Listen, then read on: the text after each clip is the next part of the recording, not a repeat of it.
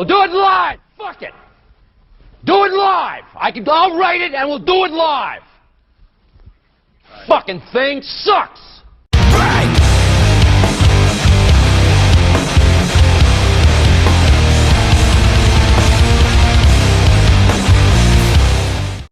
Hello and welcome, ladies and gentlemen, to Season 4 of the Screaming Idiots Show. And wherever you are and however you may be listening, we thank you for tuning in to spend some time with us and talk some music. As always, I want to thank all of our listeners that have been with us from the beginning, and want to thank each and every one of you who have jumped on the train along the way. It's been a blast, and I know that all three of us have enjoyed talking to listeners and interacting with you guys and gals. It's been a blast, and we hope that this continues to grow and reach more people, because that's what it's all about. So for any new listeners, I do want to preface this new season by saying, as we sit here today, we are recording on July 14th of 2023. And the way that we do these seasons is we record them in advance, because, you know, we're not a news station podcast, as we've said before. We're not here to do any breaking news or anything like that. We're storytellers, if you will, and, you know, with the guests that we have come on, our goal is always to hear stories and converse about music and the way it affects our lives. So we record these in advance and then release them after recording. So if you're listening to this, you're listening in August and you're going, well, what the hell are they talking about? That happened a month ago. Well, now you know why. So moving on, anybody that doesn't follow all of our social media handles, please give us a follow. Twitter, TikTok, Facebook, Instagram, at TSIS Podcast, or just search the Screaming Idiots Show. Give us a follow. We're always posting cool stuff, talking about music and interacting with folks. Try to keep up with that as much as we can. With the three of us running 4 different social media accounts, it can be a challenge at times, but hop on there and give us a follow. So, boys, feels good to be back in the studio, man. It does feel good. And kind of on that note about how we record these, it did feel good to take a break. Yeah, absolutely. Mm-hmm. I think we said that after season 2 as well, when we were jumping in for season 3. It's kind of nice to take a step back and... Well, that's because after season 2, we were burnt the fuck out. We were roasted after season 2. Not that it gets mundane by any... But, like, sometimes ideas run out for a bit. Yeah. Like, I think the grind overshadows the creativity at times. Yeah. It can almost bury your creativity. It can feel like a chore sometimes. Like, it starts to feel like a job, right? Yeah. And I think the same thing happens with musicians, and, you know, what we do as musicians, trying to constantly write, trying to constantly, you know, get together to practice and do this and do that. And thank you, because I suck. Listen, we like to keep it cool in here, but we can't have the constant drone of the AC running in the background. So. Yeah, I messed that up a couple episodes. There's just the constant shh. But hey, we were nice and cool. We were chilling in here. Yeah, we was. So we've got some interesting topics, and for any of you that listened to the bonus release that we had in season 3, where Tyler and I talked about the concert that we went to. We actually had a 3-way call, not a 3-way. I mean, we've had, you know. I mean, that happened. Skyline chili, baby. What the fuck? Skyline, they got 3 ways. Boom! I'm back, bitches. I'll just leave it at that. I knew Skyline tasted like shit. Jesus. Oh, literally. So we had a 3-way call on the way home from the concert. Preston was on vacation, and we kind of started talking about some topics for upcoming shows, and we really want to dive into some of those in this season 4 premiere. And, you know, we had talked about how Tyler and I felt like Boundaries really stole the show, if you will, from, you know, the headliner of that event, which was Counterparts, to the point where it wasn't the only reason we left, but it was a big reason why we left early. And it begs the question of, you know, I think we've all probably been to shows where a supporting act just blows you away so much that the headliner comes out and you're like, that's not who I just saw. They're not hitting me the way that this band did a half an hour ago. And especially when a band comes out with so much energy and you know, that reverberates off of you and you're going nuts. And then, you know, like in the instance where Tyler and I there was like a 45-minute set change between the last supporting act and the headliner. And that killed the mood. And then they come out and it's like, yeah, they're good. You know, they're good live. It's good music, but they're not who we just saw. So it's an interesting topic of, you know, as a fan, how does that make you feel, you know, if you're ever in an instance where, man, I'm not feeling this headliner, you know, the guy, the group that maybe half the people here had heard of were better. You know what I mean? It's an interesting topic. So I think one thing to be said to that is it goes a little bit beyond just what band you prefer. So I'm like going into it, you know what I mean? Because like, you and I really went for like Moths to Flames. We really didn't know Boundaries. We didn't know Omerta. I knew Counterparts, but to me, they don't touch like Moths to Flames. Right. And for something like that, we could have went into and just been like, oh, you know, like Moths to Flames fucking killed it, man. They stole the show. And just because we prefer their music. We could have just meat rode them. But taking that more objective look at it and saying, holy fuck, we had never seen these guys, barely looked into their music, and they completely blew everyone away. And I think there's a lot of people that I hear talk about shows and talk about that very thing, or, you know, I really thought this band, you know, was the best band on the bill. And it's like, no, you just like them more. They probably didn't even do any better than any of the other bands. They probably actually sucked that night. You just fucking meat ride them. Preconceived notion in your head. Yeah. Whereas, you know, something like that where it was like there was no preconceived notions. I had a little idea what we was getting into because I'd listened through one of their albums, but it was only once, and I was not expecting to, you know, get ravaged. Yeah, the first three notes. That's what we said on that one episode. We talked about it. It was immediate. It was an instant. Oh fuck, here we go. And we talked about it before the show tonight. We were listening to Boundaries. And it's just an onslaught, bro. And I told Preston, I'm like, that's what it was like live, dude. They never stopped. It just was one song to the next. There was so much more energy live. It was crazy, bro.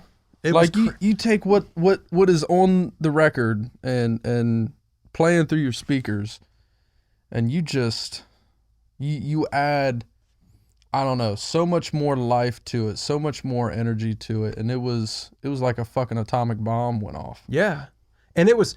The energy in the crowd too, like the energy in the crowd was fucking nuts. And when that, you know, Counterparts comes out, at least I felt like there was not near that level of just lose pure, your fucking shit. Yeah, I didn't see it. I didn't see it in the pit. I didn't see it in people standing in the back.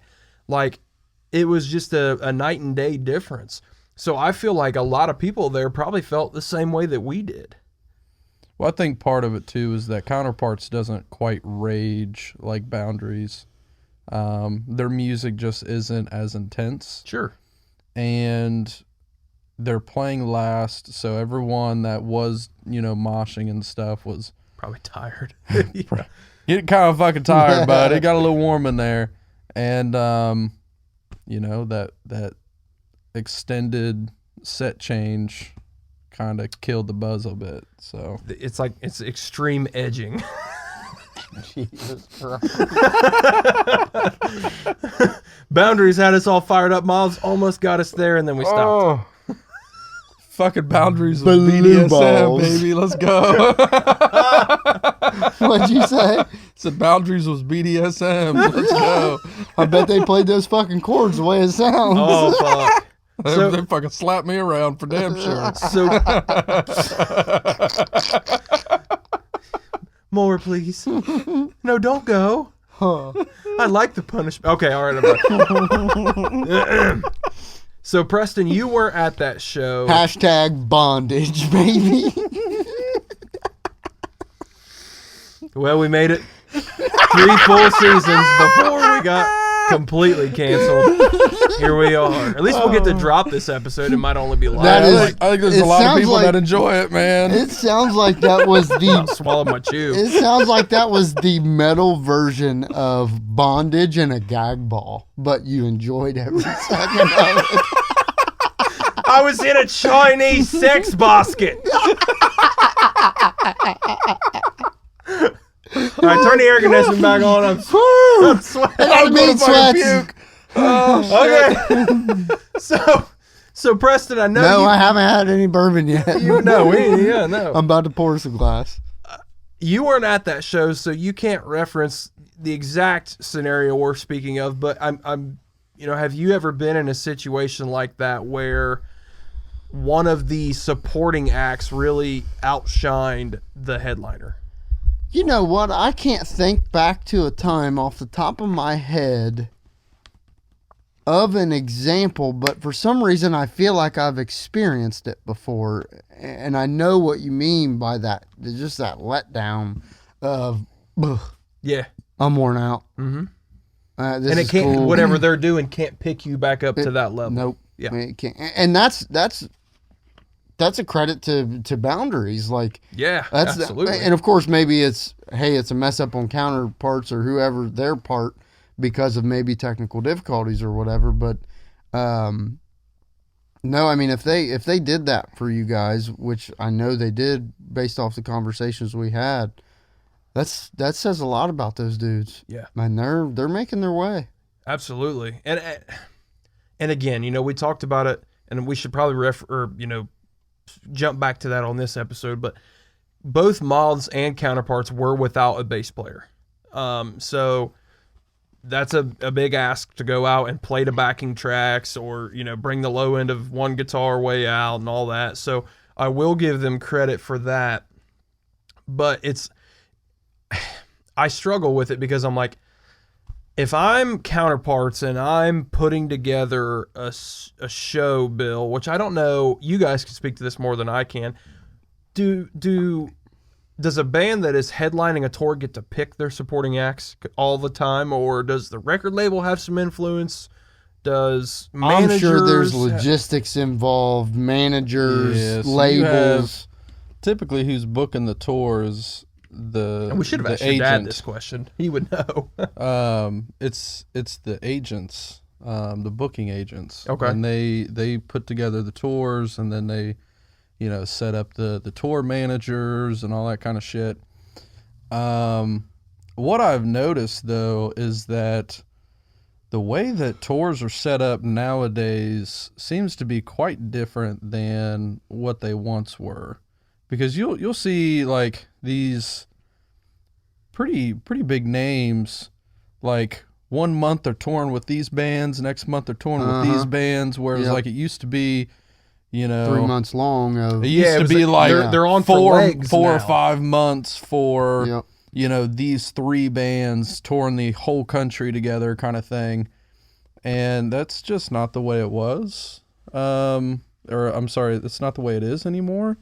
You tend to see these legs. Like we just seen Norma Jean a few months ago with, they were touring with a few bands, and then They were the go headliner, off. yeah. They go off touring with fucking Memphis Mayfire and shit. Like it just doesn't make sense to me. Yeah, it's weird how I wonder if it factors in, and there is something else I want to cover on this topic we're on, but it makes me wonder if this kind of relates to the topic we've discussed before about like music ADHD and like being in an instantaneous society and getting bored.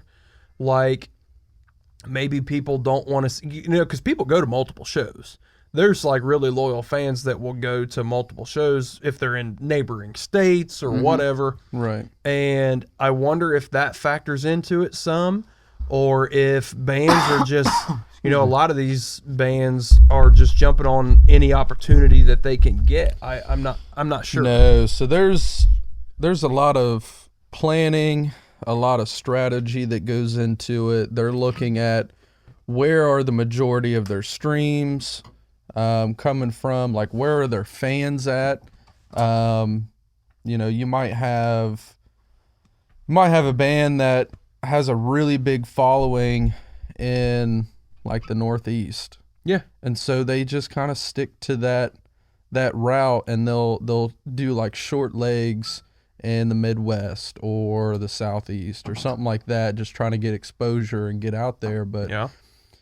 you know, that brings it back to things coming more to like independent bands or independent labels, where bands are able to succeed on a little bit smaller of a level. Yeah. In the sense that they can stay in more of like a certain region and be a little bit more successful than them just doing like this shotgun campaign of, I'm just going to tour every state, every fucking city that I can, you know, every show that I can. There's a lot more strategy to it, and a lot of it comes down to data being more accessible nowadays and being able to track like, who's your fan base, where are they, you know, are they in Columbus or are they in Cleveland? Mm-hmm. Should we be looking at a fucking venue in Cincinnati because we don't have anybody that listens to us up in Cleveland?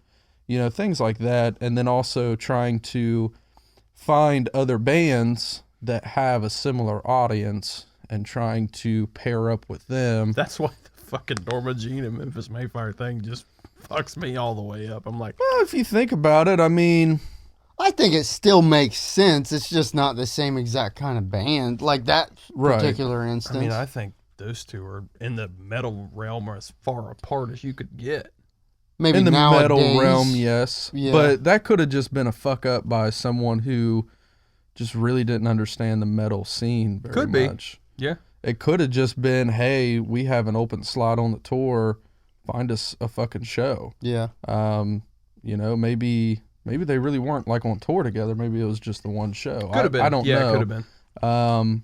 But, you know, all these different things that go into determining what shows you're going to play, even down to the venue, because, you know, one thing, kind of bringing it back a little full circle, one show that I can think of where one of the supporting acts just stole the show, I went down to, what was it, Lexington, big arena, and I seen, it was Bad Wolves, Shinedown, and Five Finger Death Punch. And I had a bad taste in my mouth from Shinedown because their last couple albums were dog shit. And I was like, well, you know, Dad invited me to the show. Fuck it, I'm going to go and hang out with Dad. And I was like, you know, it'd be cool to see Five Finger Death Punch. Well, by the time we got in there, Bad Wolves had already played. This was like right after they dropped that cover and they started to blow up. So we The missed Blondie them. song. I don't fucking know. I have no point of reference on that band, bro. That's not Blondie. What the fuck? Bro, I have Blondie's the singer of that band. zero point of reference I on don't know. anything that you're talking about. I'm ignorant. But anyway, That is not a space I thrive in, bro. yeah. So here I am expecting to really enjoy Five Finger Death Zombie, Punch. that's the song. Sorry, And I had to say it. Shinedown comes out, absolutely blows me away. It was one of the best fucking live performances I've ever seen. And Five Finger Death Punch gets out there and it sounded like dog shit. And a lot of it was because of the venue. Okay. Five Finger Death Punch's songs do not fucking thrive in an arena because it's got a little bit of thrash to it, very rhythmic, and everything in the arena just fucking reverberates all around, and so all of that just jumbles up and sounds like complete shit. But Shinedown, their sound was fucking perfect for it. You got something to say about it? He said reverberate, and there's a Falling in Reverse song where Ronnie Radke's like says the reverberate. Like, there's a video of him making fun of himself in that music video, and he's the reverberate. So I sound like Reverberate. I'm But sorry. anyway, so you have to consider the venues that you're playing at. That's why you probably will never see Norma Jean in an arena. Yeah. You'll never see a lot of these like metal thrashy bands playing in arenas. Metallica made it work somehow. I don't know. I've never been to a show. I don't know 'Cause what it they're sounds larger like than in life. the arena. Billionaire. They're a $1 billion band. Yeah, Can afford the sound. Yeah, I'm not sure, but that's another thing they're taking into consideration when they're booking tours is, what's the occupancy of these venues? What's the style of the venue? Is this, we fucking puddle of mud and now we're, down to playing shitty little dive bars and stuff with bands like Screaming Evidence opening for them or, Yeah. So that brings me back to the whole supporting act stealing the show. As a band, I wonder how that, because they're not dumb. Counterparts is not dumb. They go out there, and it might have changed later into their set. We left early, so I'm just speaking from what I saw while I was there. The crowd energy was not what it was when Boundaries was playing. It wasn't what it was when Mavs was playing. This place was going fucking nuts when Mavs was playing, too, because Chris was going to personally beat everybody's ass that wasn't moving. Yeah. So they were I'm in danger. scared. Okay. But anyways, as a band, I wonder how that would affect you if you go out, you're the headliner, this is your tour, and people aren't doing you can tell that they are not feeling you like they were the bands that played before you.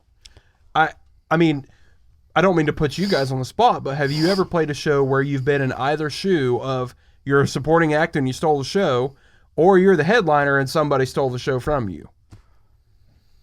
Now, I have been to some of your guys' shows where, and I'm not going to name drop bands on here because I don't want to hurt feelings, but you guys have absolutely stolen the show. And maybe that's me being biased, but I've been to some of your guys' shows where you were not the headliner. You're third or fourth down the list, second, third, or fourth down the list, and you've absolutely stolen the show.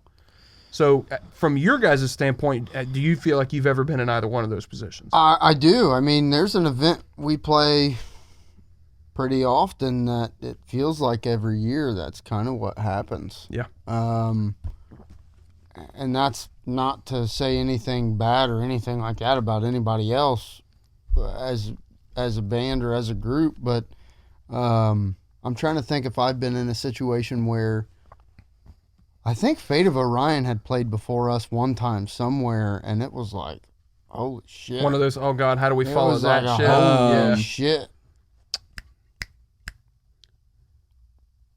Jasmine's a singer. Oh, yeah, Avanti. Avanti. Yeah, that's true. Yep. Yep. That Muddy Creek Saloon, Yep. Summer Fest, or whatever the fuck It's they a hell did. of a show. They played like second, I think. And when they got off the stage, I was like, Mm-hmm.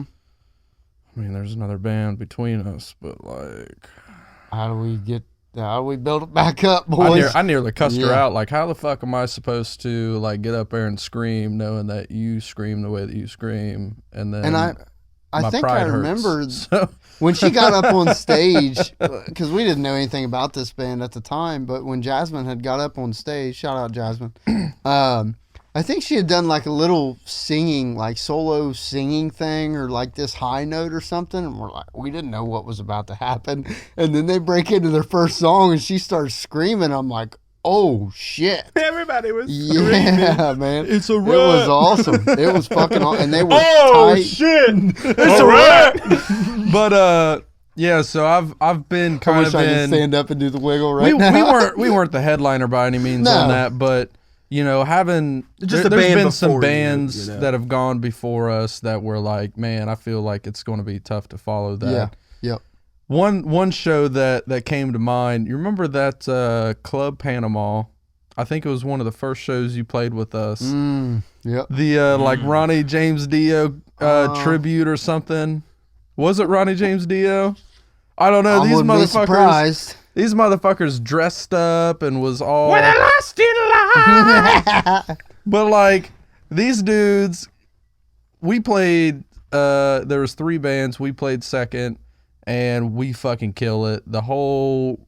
I mean, it's a Yeah. small space. All 25 of them were going nuts. Yeah. Yeah. Well, there that's was- what about. It was Yeah. it was a building where like max occupancy should have been like 30, but there Yeah. was probably 60 people in there. This is a while ago, though, right? This is Oh, like 4 yeah. years ago Yeah. or so. And I remember walking into that place and it smelled like cat piss, but it ended up being one of my favorite shows we've ever played. I bet I can guess why it smelled like cat piss. But like these dudes get up there and they're these really old cats that just, you know, bless their hearts. They were trying their best. Rock and roll, dude. Crank. Oh God. They were they got up there, done You their asshole. thing. They had a decent reaction, but the room wasn't going nuts the way it did when we went. And then I think, like, didn't that dude end up being like a pedophile or some shit? Oh, You remember more about this than I do. it was a chomo, eh? I remember the guys dressed up, but I don't remember like that much of that experience by any means. So Well, it was the biggest downside is I think we left a couple guitar stands. I've done that about fucking every show we've played. I bought 30,000 of them. I bought an expensive one, thinking, "Oh, I will value this and take care." Nope, left it at the last show. A lot of dudes do that with their wife. Touche. Boy, she's expensive. I think I'll leave this bitch at the bar. But Fuck that shit, I'm out. but I don't know. It's a weird situation to be in, and I think if you're able to check your ego, Yes. it's not a bad experience by It's any motivating. means. It's motivating. That's what I would hope it It's- does. Yep. It's encouraging. It's, you know, we had kind of a discussion about it in one of our earlier episodes where, like, there's a lot of ego out there in the scene. There's a lot of jealousy and shit. And you can really let it fuck your day up. And there's bands out there much better than us. Mm-hmm. Obviously, we're not doing it for a living for a reason. And there's other bands that think they're better than us. And it's like, well,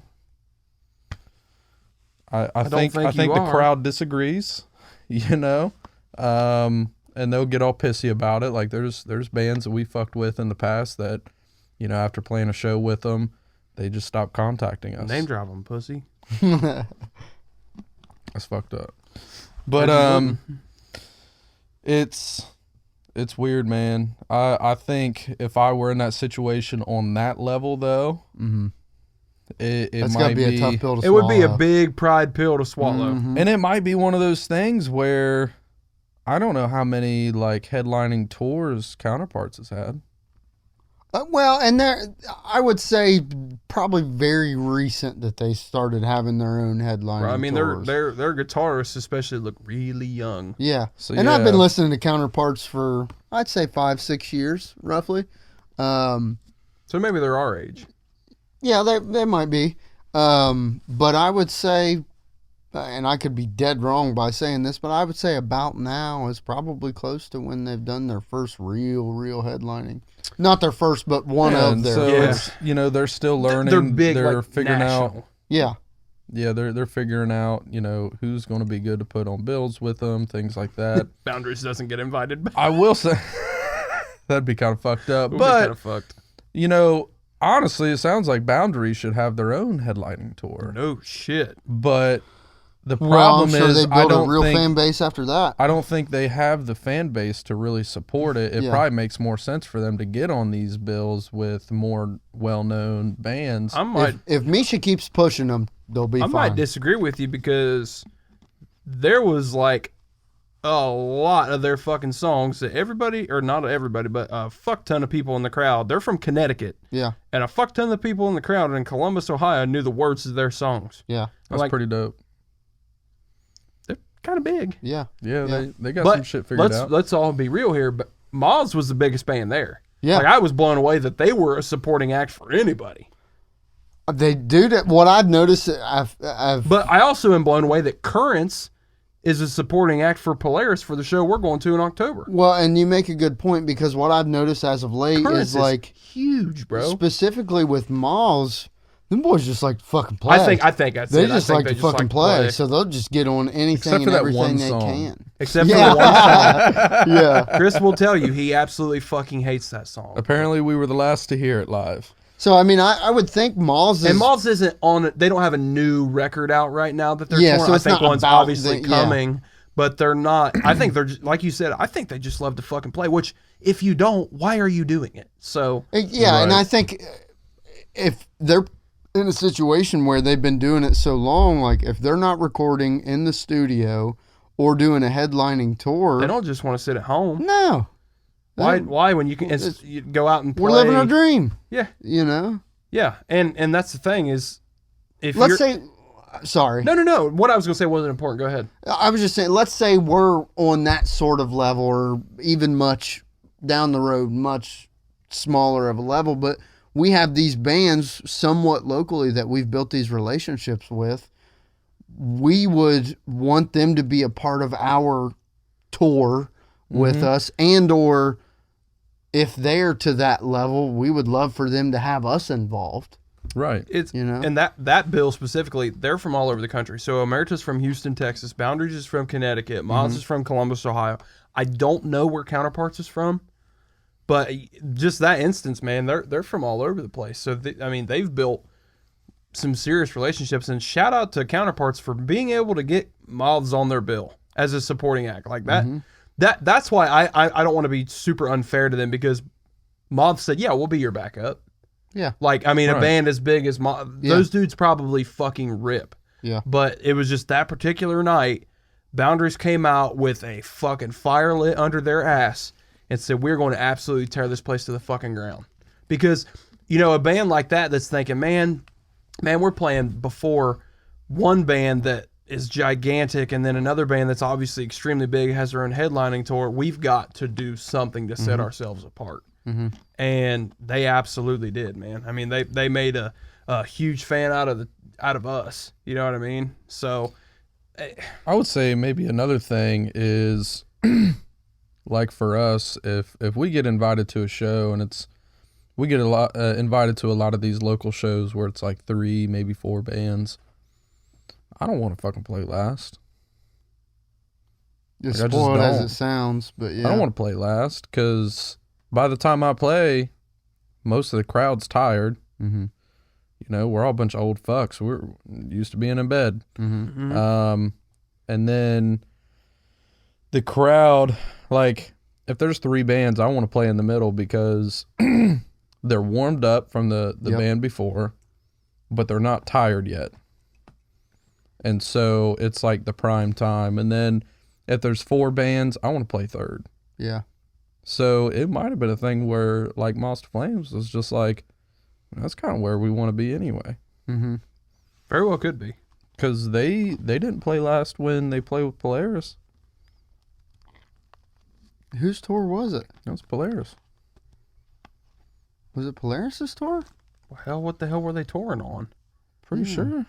Ooh, I don't remember if it was the Death of Me tour or what it was. Anyways, That was just last year.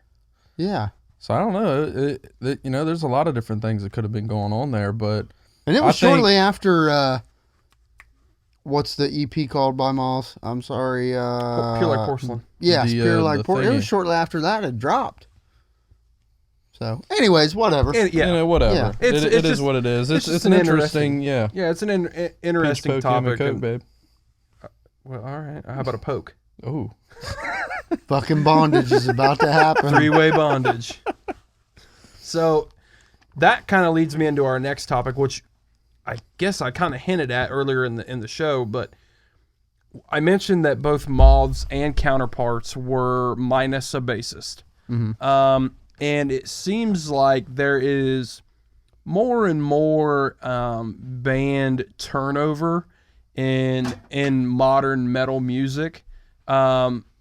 One, because obviously you got to make a whole bunch more money to support yourself these days than you did in 1984. It sucks out here. So it's hard out here for a pimp. it's hard out here for a pimp. So Tyler brought up this question, and it's when there is a band that you admire that loses a pivotal member, would you prefer that they go on and find a replacement and continue on, or would you rather that they go their separate ways and do other things with other people musically? So oh, no, go. This is Tyler's point. If he wants to go ahead, he can go. I don't know. It was just something we were talking about leaving that show because, you know, we were talking about, well, those two bands didn't have bassists. Maybe that's why they didn't seem to have the energy that Boundaries did. Because there's a certain level of energy that comes from the bass being there live. Ain't nobody fucking listening to it. Nobody cares what the bass player is playing. They notice if he ain't there. They feel it.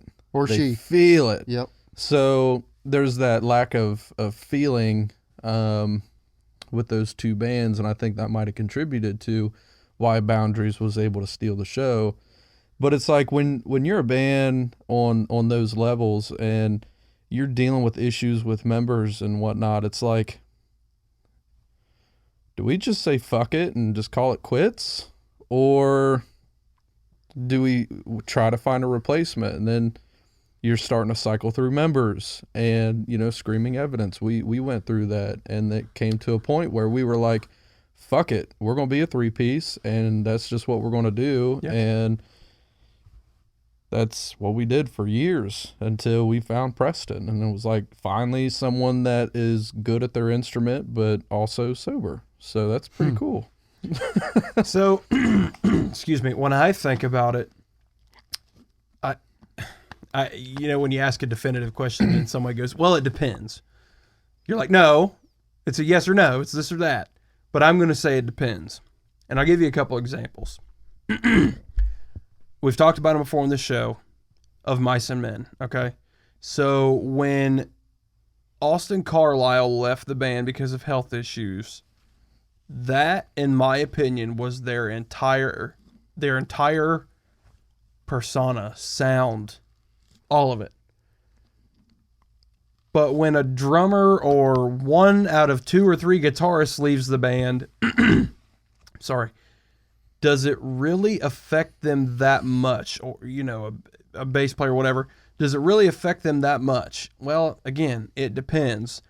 But like of Mice and Men, for me, I think they should have just broken up and gone and done something else. That's a hot take. Everybody listens going, fuck this guy. He's a dumbass. You don't know what he's talking about. I got in an argument with somebody on Twitter the other day about how they've sucked since Carlisle left. But so when a pivotal piece like that leaves, yeah, I think, you know, you if you can't replace them with something close, then you might as well hit the road. And if Mice and Men didn't choose to replace him at all, they just carried on with what they did. You know, like when a member dies, so if you think of Lane Staley, right? They replaced Lane Staley with a guy that sounds close. He's not Lane Staley, but he's close. But they also had Jerry Cantrell. Yeah, I was gonna He's say, really he's good. William damn Duvall close. is pretty He's really damn good. fucking close. But they also have Jerry Cantrell, who did half the vocals anyways. Nirvana, they broke up. Yeah, that's tough, man. All that remains, Ollie dies. They're still going, right? They got Jason Richardson. Exactly. So they replaced him. But it's not, this is going to sound morbid, and I don't mean it to be, but it's not that big a deal. It's a guitar player. They're a dime a dozen. It's on to the next. There's so many talented guitar players out there. There's a bunch of talented vocalists too. But when a band has established himself well enough to have such an iconic sound and an identity vocally, I don't know how you move on from that in so many scenarios. Alice in Chains is an outlier, an anomaly. That they were still able to replace Lane Staley and that still speaks make to William. Still make good music. Yeah. Bangers. Yeah, dude, absolutely. Fucking bangers, bro. They still make great music. So I think it depends. Like, and I don't want to lead us down too dark a path here, but obviously we're dealing with this right now with Polaris.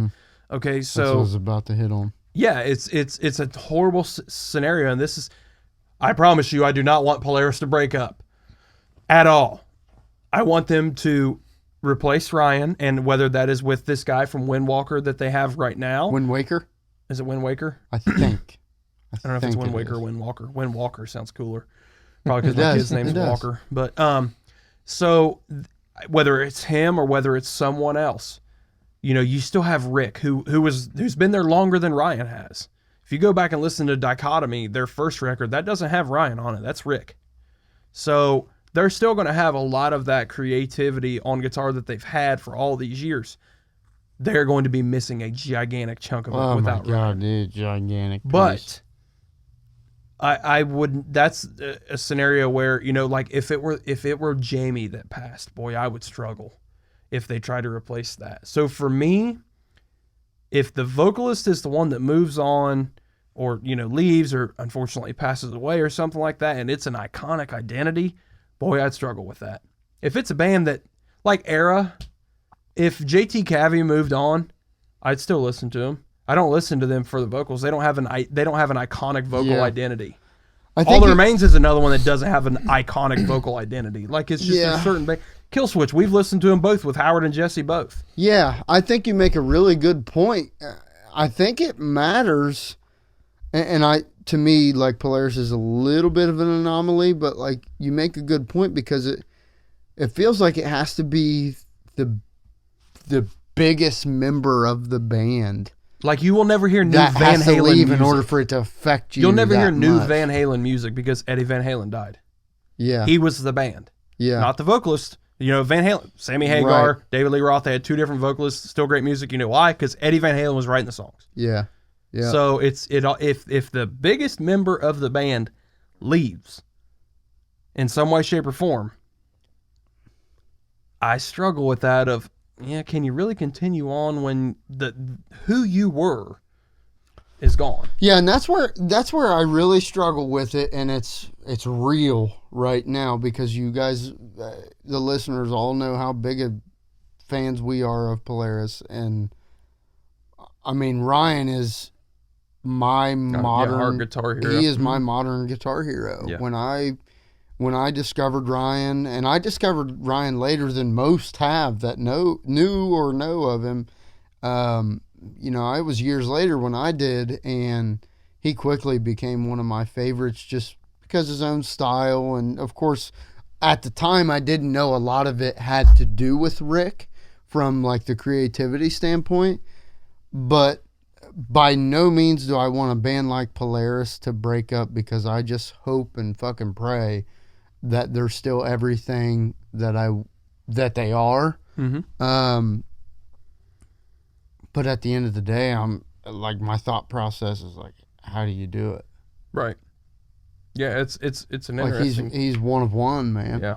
That's my thing is, and Tyler, you can dive in on this too, because like we talked about Alice in Chains, who was such a big, you know, influence for you. When you have guys that are one of one, you know, that's where I think the line starts to get blurry. Yes. In this conversation. Yep. I think really it comes down to two main factors. One, at what level is the band? Yes. Two, how important was that one member to the music or the sound? So, you know, kind of diving back into a few of these bands of Mice and Men, I mean, when Dude left, they were one of the biggest Metalcore bands in metal. Absolutely. Yep. Do you walk away from that level of success? Same thing as We Came as Or do Romans, you bro. Yeah, When if Kyle we try to think in their shoes, It's like, do you just walk away from that and try to start anew? oh my god, Or do you try to keep that success alive and maybe push it further, you know, continue that? Because that scares me even thinking. and about then you know, you have a band like Norma Jean. that. Mm-hmm. No one that's in that band right now was an original member. Nope. Yep.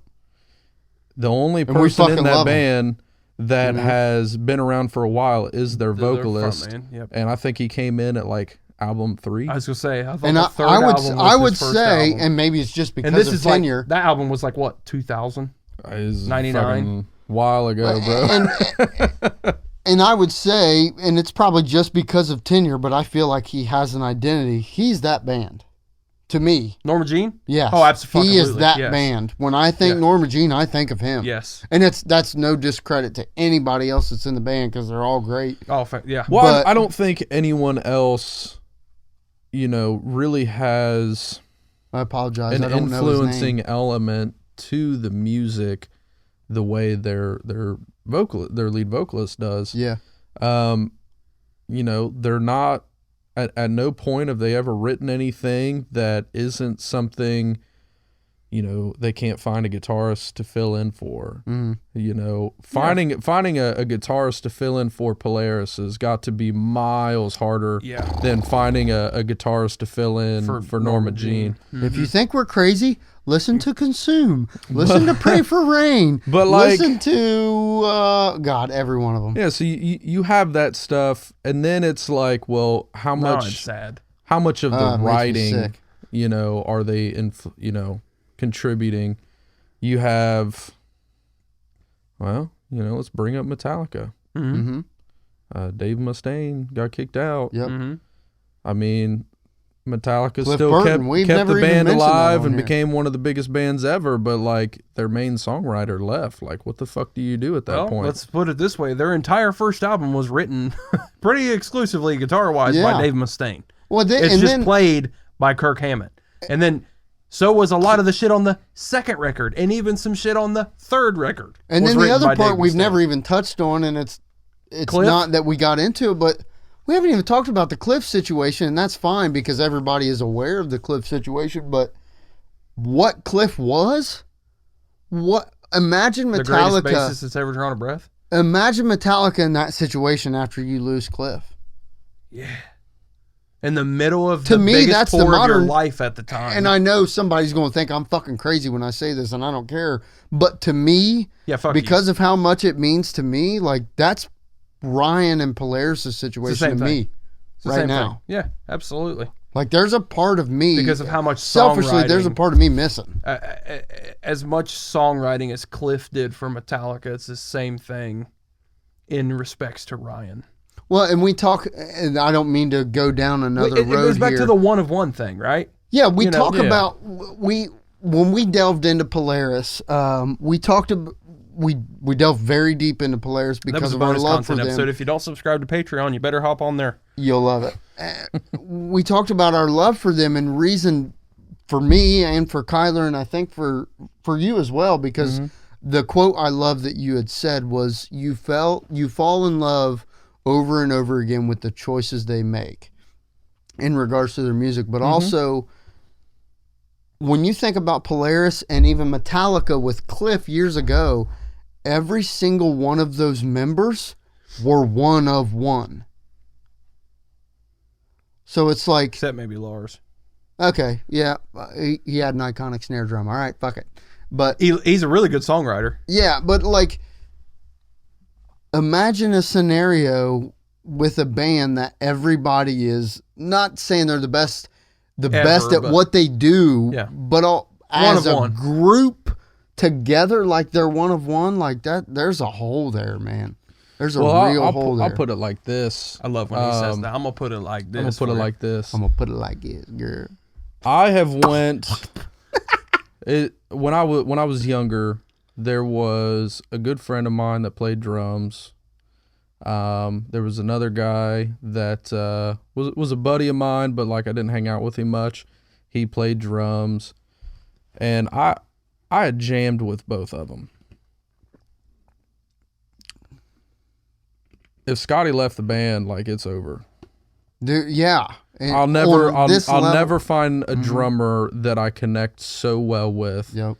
like I do Scotty. Not to Yep. mention that, but Scotty's just kind of like an elite human being. Well, he's he's- just a great person. He's pretty dope. I Well, like and- Scotty. But like, and then you know you would talk say about the same about Sean. yeah, Sean, motherfucker writes all the songs. Well, and that's where One like, of one, bro. He writes all the songs. He is a far better vocalist than I am, even though the motherfucker keeps trying to convince me to take over singing. 'Cause he just wants to play guitar. I'm like, no. I'll help you out, but Let like I Preston ain't do doing it. the thing. And so like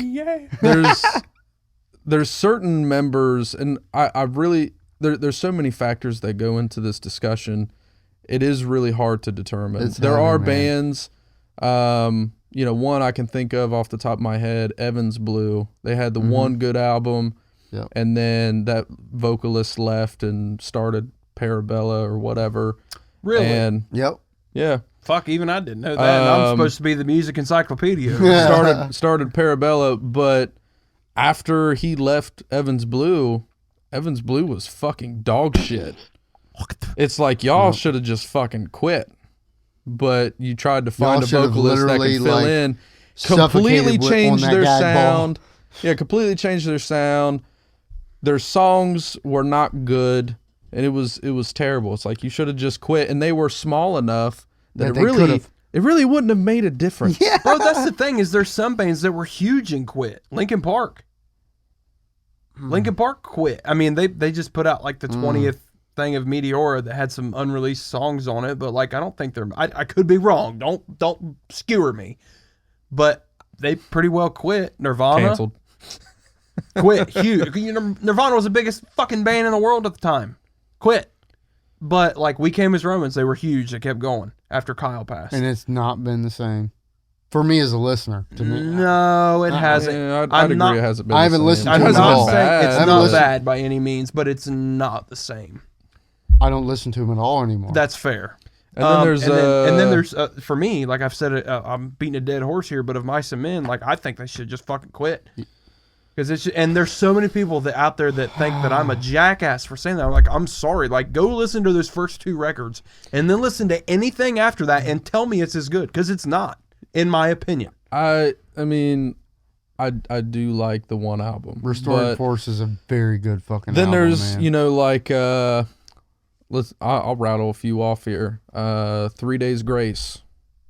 When Yep. they lost their Adam original Gontier. singer, Oh, dog shit. I was thinking 3 Doors Down. I'm fucking lost right now. Oh no, No. Brad 3 Days Arnold, Grace, Brad yeah. Arnold's fucking redneck ass is still rocking that shit. And I think Yeah, so I I- differ from Kyler on this situation, but when 3 Days Grace lost Gontier, nothing to No, do I with like it. Matt Walsh. fucking Nothing to do with hate it. I like Matt Walsh, probably because I listened to his band before he was with Three Days Yeah. Grace, which was My Darkest Days.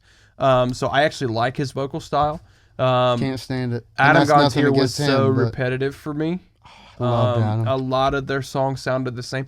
I'm not saying that I don't like Right. the old 3 Days Grace, because Right. I mean, dude, what's the song that's boom down down down down down Oh, every time we Everything about you. away. I Yeah, can't dude, think they got of it. jams. That man. song right there like Jams. changed my life. Like as Yep. bad as that sound, I Yep. was like, What about Riot? that was one of the first songs I ever learned to play on guitar, bro. No, bro, I would love to learn. I would love to cover Riot because it would set a world Yes, ablaze. bro. 3 Days Grace was my whole Holy ass shit, we personality. need to Like when cover I was that. like 8, 9, 10 years old, that was like my favorite band. But I that's one that I'm like, Animal. The song Animal. yeah. That was the one of the not Riot. Animal was one of the first Yeah. songs I learned how to play Okay. guitar. Riot was a little- hard. Riot was a little above my head when I was Riot like was 12. hard, yeah. But so like that, when I think of like growing up, that was one of the bands that was really then Breaking Benjamin, Godsmack, Seether, Slipknot. That was like the realm I lived in. So when Adam Gontier left, I kind of punted on him for a little bit, but then they started putting out like the song Mountain. Like I really like that song, and that's Matt Walsh. I can't stand it. So here's This is coming from Here's the the- guy that likes Beartooth, though. So let's. watch your mouth. But like, let's put a spin on this. Okay. What about the bands that replaced a member and got better? Okay, so that's a real thing, right? So That's real life. that's real life. like and the I'm first thing I can think of is Under Oath. Their original vocalist, I didn't care for him. It was really punk, hardcore-y, but like it was like like the screams and stuff were like this rough shit, and they sounded almost too girly in their clean vocals. Okay.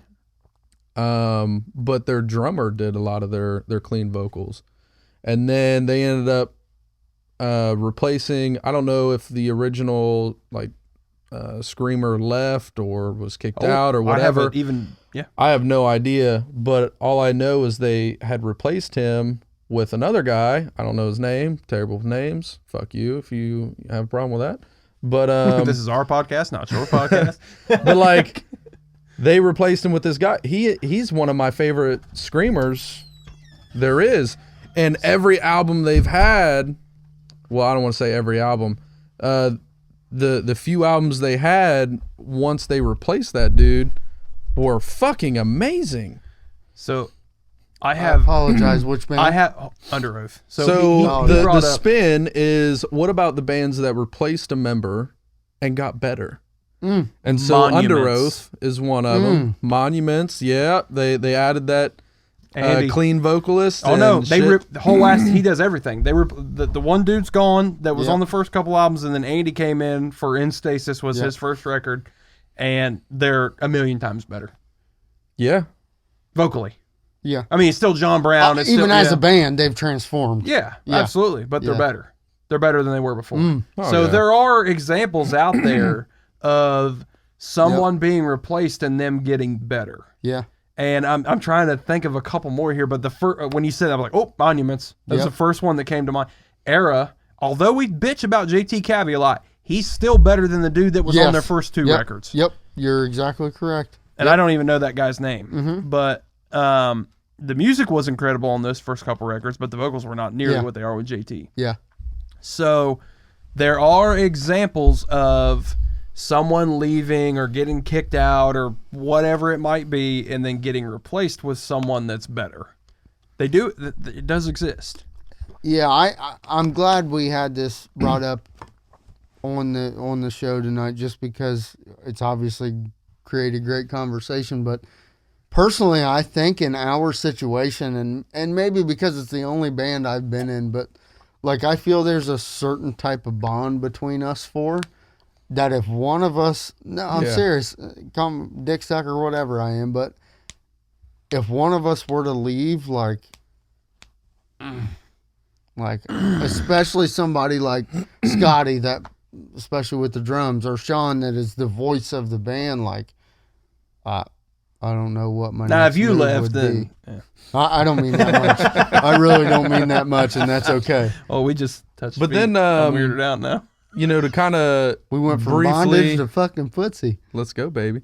So to continue the conversation just a little bit, I think it's also important to note what instrument that person plays, Yeah. because I think the common theme in conversation is when it's the vocalist that changes, it can either be really good or really fucking bad. Yeah. Yeah, it And feels like then- there's extremes involved. Right. Yeah, because Yeah. like when you, I don't want to take away from No, the you're point, good. but Go there's icons, Of right? Mice and Men. We talk about the iconic To us, factor. at least. Yeah, Lane Staley, Yeah, that's the anomaly for a vocalist being. And I think part of that is because a person's voice is so much more unique person to person than their playing style on guitar, Absolutely. right? It's, Absolutely. yeah. You don't give a shit about it unless You you're can't an actual manipulate. musician. You can manipulate your voice to an extent. Tom Kiefer, Cinderella, but like there's limits. Right. Instrumentally, you can adapt and learn and mimic or do whatever. Right. And that also brings up like guitarists. We've already touched on it. There are so many fucking guitarists out Get there. on YouTube, bro. How many Yes. fucking teenagers picked up a guitar? Yep. Just try it out. Yep. A bunch. Because that's what they want to. Ain't nobody picking up a fucking bass. Right. So when you lose a bass player, how the fuck you gonna find somebody to fill that slot? Ain't nobody else playing. Yep. You're gonna find a 40-year-old that's retired. Let's rock, man. Hey, we playing Dio? And then drummers. There's not a lot There's of not. good drummers out No. there. I think There's It's an such a instrument. difficult Yes, instrument, I was gonna say I think that's something people give up on quickly. but also it's super expensive. I wouldn't. I have no point of reference. Well, you on know that. what? The other piece to touch Oh, on, and bro. maybe we don't have to do it on this episode. Let's fucking go. It's the season 4 premiere, bro. It's gotta What's be a up, banger. y'all? Why is it that way? What? Drumming mean? expensive? Guitar is this so fucking popular thing, and drums are as well. But when I think about it, All right, this is I know five. If I wasn't in like a local music scene, I know 4 drummers off the top of my head. All right, Compared so to 12, there's a few 30 things. guitar players. There's a few things that go into that. Honestly, the guitar is kind of the coolest thing. I get there. that. I mean, But drums other are than pretty being fucking cool. a vocalist. So like, if I'm a teenager, I'm looking to get into music. I'm looking at all these different instruments. Okay. Probably going to be easier to pick up a guitar and start playing it than the drums. Space, My Yeah. accessibility. Yeah. Right. Maybe it was a dumb question. They're I asked now that we cheaper. worked They're through cheaper it, to but- grab and, start getting into. The other thing is there's a lot more education for it out there. You got fucking assholes like me that'll give guitar lessons in their garage, whatever. Hell yeah. You got YouTube videos. You can That's pretty well bluegrass teach as yourself. I guess how to frame this up. So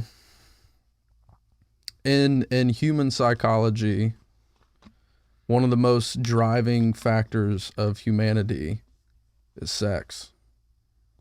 Yep. Mhm. Yep. If I'm a young boy and I'm trying to figure out what instrument I want to play, For girls to like me or think I'm which cool. one Yeah. do you think I'm going to play with to likely have a better chance? Probably the flute. Hey, Anybody have a flute piccolo? solos go hard, bro. But Shout out to novelists for using the saxophone. Bro, it's Let's like go. Patty the Boys, you Pirate got from some SpongeBob. shit. I don't play a flute. I play a fife. Patty, no! All right, listen, my kid watches SpongeBob nonstop. I'm sorry. Oh, Well, my daughter that's pretty does as awesome. well. She loves Well, it. bro, I love SpongeBob. so yeah, I mean, that is a huge factor in why there's so many guitarists out there. And then the reason there's not many vocalists out there is just because not many fucking people can sing well. Yeah. Yeah. I sure as hell can't. Like, there's a reason I don't even attempt to be a lead singer in a band. Yeah. I like to. You got the face for it, though. I'm sexy. You are. But, yeah. Like, I can sit in the garage and play and sing the acoustic and fuck around like that. But to be a lead vocalist in a band, like, I don't think I have the talent, and I don't have the patience to practice enough to get any better.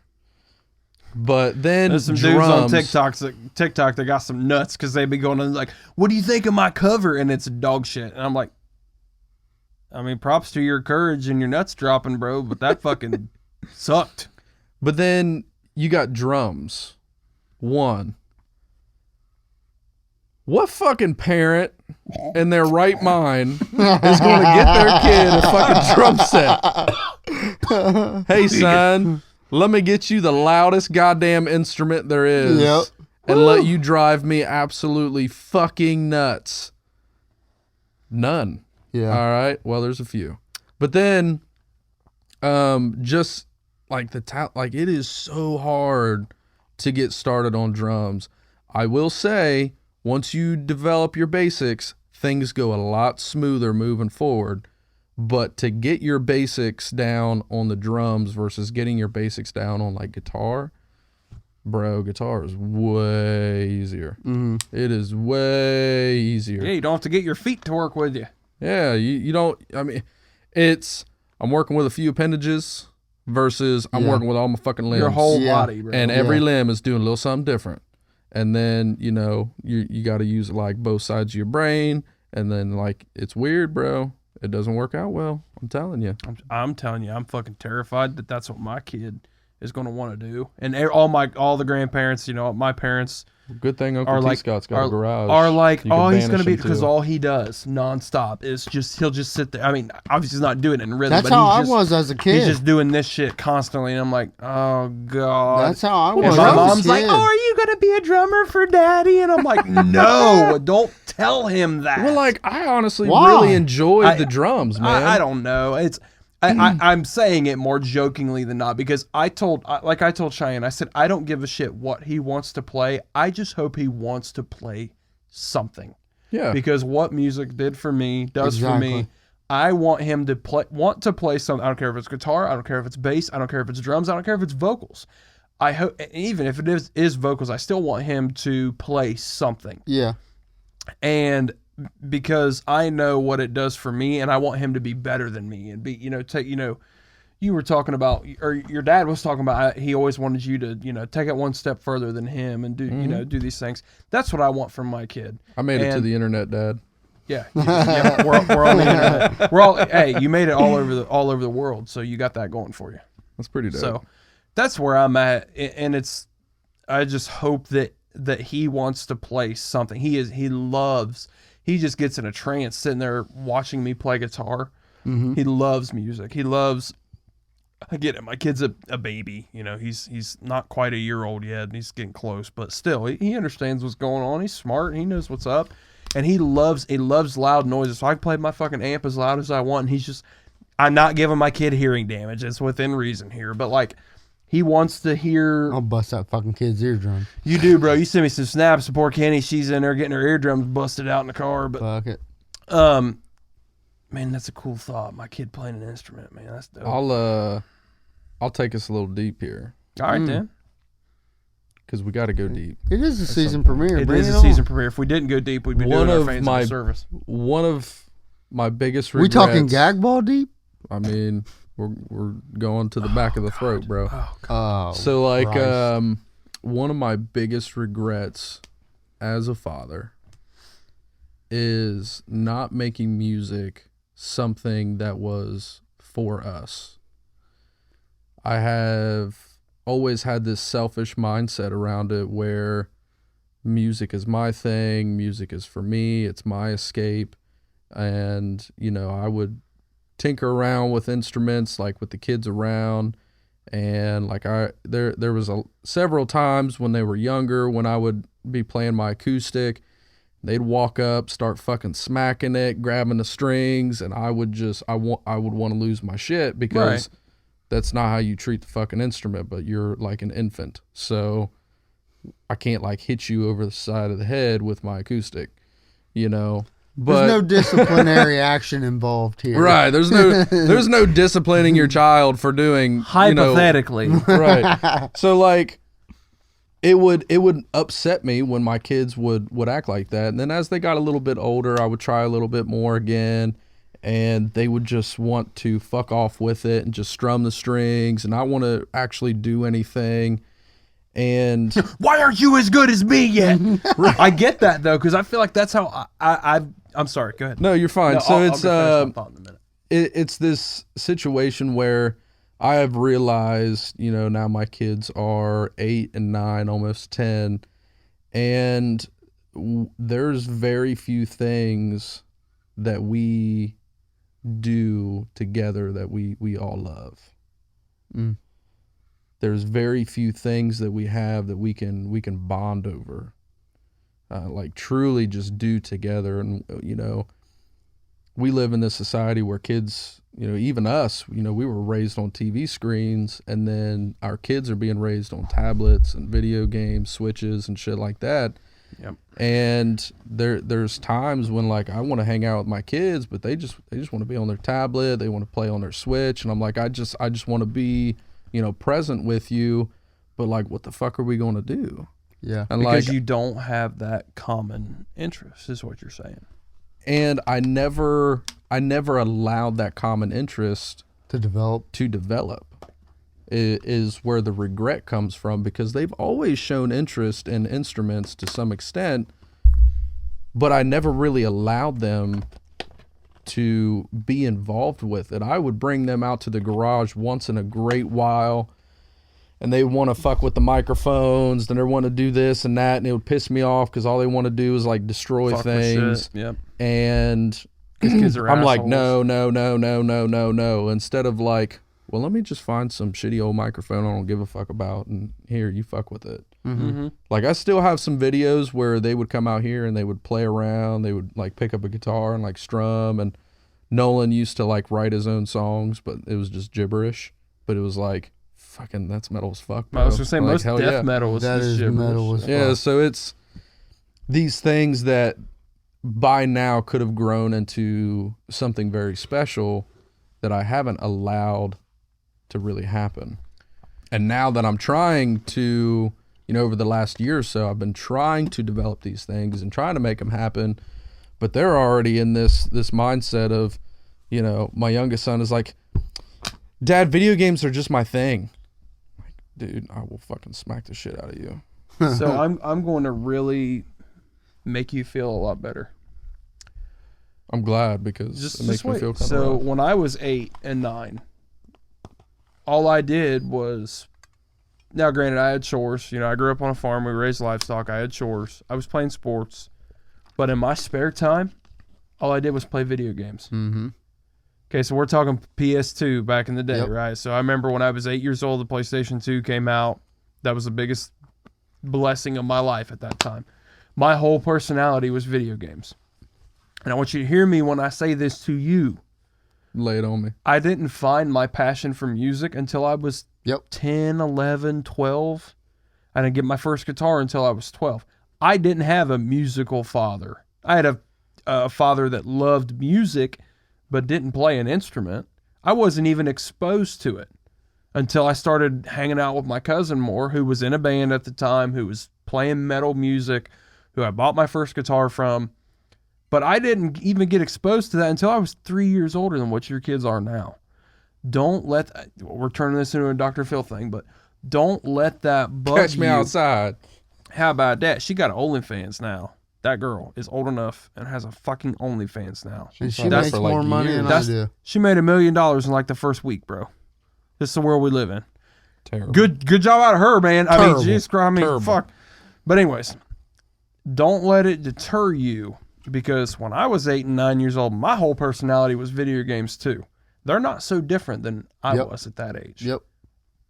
That's and- fair. I still found time to do nothing but play video games in my spare time after my chores were done, after any sports practices were done, before music became that passion. And then I didn't have a teacher. I had to do it on my own. They have one. So I have no doubt in my mind that that day is going to come Yep. where they're going to actually be like, because you got to think, bro. Think about their mental capacity right now. Bro, they ain't thinking about music theory and shit like that. They're thinking about kicking some kid's ass on Fortnite. And back then, I was thinking about beating some fucking video Dragon game Ball on PS. Z or- Oh, dude, Dragon Ball.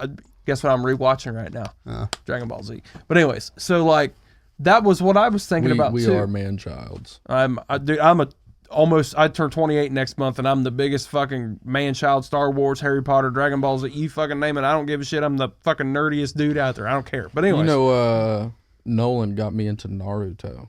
that was not okay. So I had buddies that liked Naruto, but I never could get into that one. I wasn't a huge, complete anime fan. Dragon Ball Z was kind of it. That was it for Nolan me. is also watching something that he probably shouldn't be. Dragon Slayer. It's I don't like an know what that anime is. thing. Okay. That's And metal it's as fuck. Dude, it anime actually is metal kind as of fuck. is because Anime is metal as it's fuck. basically these like samurai dudes going around killing demons. And I mean, that's kind of dope. it's pretty. It's kind of gory, which is why I say he probably shouldn't be watching it. But I guarantee you, he sees just as you bad as know, cool. he and I kind of get to connect on some of these shows that he likes. So use that to your advantage. Oh yeah, I definitely do. Do you like anime and shit like that too? I mean, is that kind of your thing? I never liked it growing up, Okay. but You liked it more as an adult. when Nolan started getting into Naruto and I started kind of watching that with him, I've seen a couple episodes, and it does seem like a good show. I kind of enjoyed the story. Yeah. Is what it was, and I got drawn into the story, and I was like, man, this is kind of fucking dope. Well, when we went golfing that day, and I think it was Luke was wearing a Dragon Ball Z shirt, and I was like, these kids know what this is. They still like this. He's like, oh, I just like the shirt, and I was like, crushed. It's like those girls that wear, or not just girls, but anybody that wears a band shirt but can't name 3 songs, and I was like, oh, okay. Well, I can tell you all about it if you want to know. So, but anyways, you know, I like if my son ever shows interest in guitar, I'm sending him directly to you because I want him to learn the proper way and have the opportunities that I didn't musically, because me and him, dude, that it's all self-taught. We were just like, oh, okay, well we can do this here. This is how this is played, right? You know, that's how we learned. This widdly sounds pretty cool with this diddly. So, exactly. So, like, if my son ever shows interest in guitar or bass, I'm sending him your way. If he shows interest in drums, I'm probably going to be like, hey, Scotty, can you show him a thing or two here, you know? Yeah, basically just banish him to the garage, yeah. and let him beat on shit. Exactly. So, we just got way off the rails there, but that's what I like this that pod's all about, conversation. bro. That's what this pod's all about. And I can relate just because I think about when I was a kid, because a big part of this show and what we hold close to our heart is our own music influences and what it means to us. And I think as a kid, I always knew I had an ear for music, several different types of music. But there was a long, long stretch of me not giving a fuck about playing an instrument. I mean, not caring whatsoever. I think I had talked about it. My dad had begged me to play. Well, folks, we had an Amber Alert come across on my phone that stopped our video recording at some point that we don't know where it happened. So apologize. Yeah, I got that too. I didn't realize it was going to turn off the recording. I didn't either. So we're unfortunately not going to have any video for this episode. So we apologize for that. Continue, Preston. No, it's okay. Not a big deal. Y'all just will have to see my pretty face in another episode, but I just can relate on a certain level because, like I said, I knew I had an ear for music, but I didn't give a fuck about playing an instrument till I was probably 13 years old, and I might have been 14 if I'm not mistaken. So, like, it didn't bother me at all. My dad had begged me for years, you need to get a guitar, you need to get a guitar, you need to let me get you a guitar. And of course, you don't listen to your parents growing up at that age, you know, your rebellious stage. But there was a point in time where it was like, yeah, I want to do that. And they're in a developmental stage where that time is going to come. I think what bothered me about it and why it's such a regret is that they did show interest in doing that thing. Whether they were actually going to play the instrument or not, they just wanted to play around with Dad. Yeah. And it was always this mentality of no. If we're going to do it, we're going to do it right. And we're actually going to play and stuff like that, rather than fuck off and just, you know, strum strings and stuff like that. I will say, starting to do guitar lessons, Nolan's come out, you know, a couple of times and has shown real interest in learning, which is pretty cool. And I'm really glad that happened. But, yeah, I mean, probably didn't go, you know, super deep, but, you know, that is a real thing as a dad, is trying to figure out things that you can do with your kids that isn't fucking playing video games, you know, them playing video games and you just watching, or, you know, just sitting around watching TV. I mean, we've always went out and tried to do stuff, you know, out of the house and whatnot. But like, you know, I think music's one of those things that they had shown interest in, and because they weren't wanting to do it my way, I was like, nah, we just ain't gonna do it. Well, guys, apologize again for the technical difficulties there. Who would have thought that an Amber Alert would have come across my phone and shut the recording off? But that's exactly what happened. So apologize for that. We'll make sure that we have a YouTube video for next week's episode. If you guys are listening to this, you're obviously listening on a podcast format, so I apologize for that. I know we have a big, you know, pretty sizable following on YouTube, so I apologize to all of you folks. But I wanted to dive into something. Preston, you know, we talked about you went on vacation and you had an interesting music story from vacation, and I wanted to let you expand on that a bit.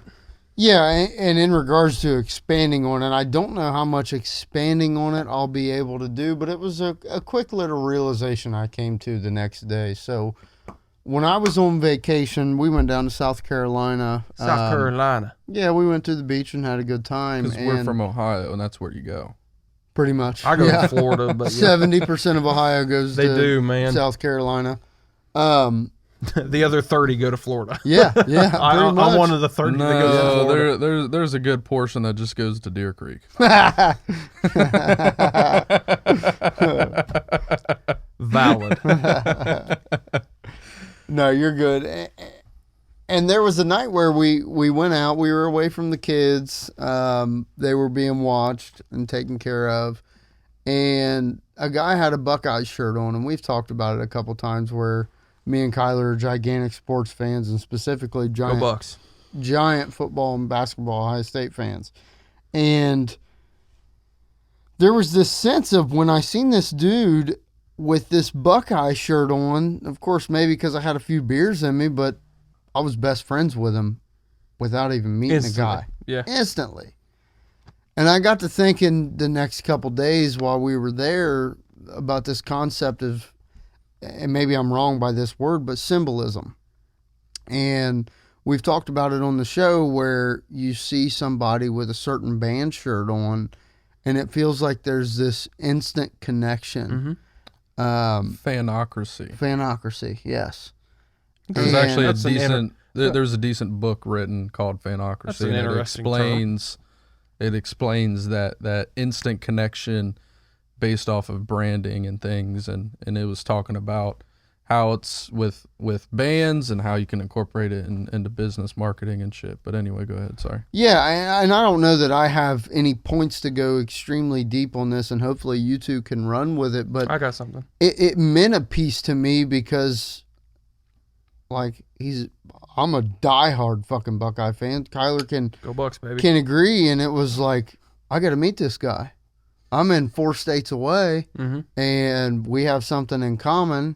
This dude could be the coolest dude I've ever met. You know, I don't know, but I think the same thing when it comes to this music community that we have and we're a part of, and it meant a bit to me. So, and I I'll relate it to this show. And when we went through our rebrand, and we came up with this idea for our logo, and we're like, we want to incorporate elements of Beavis and Butthead, right? Because that's a show that's all about metal music and rock and roll music and all this.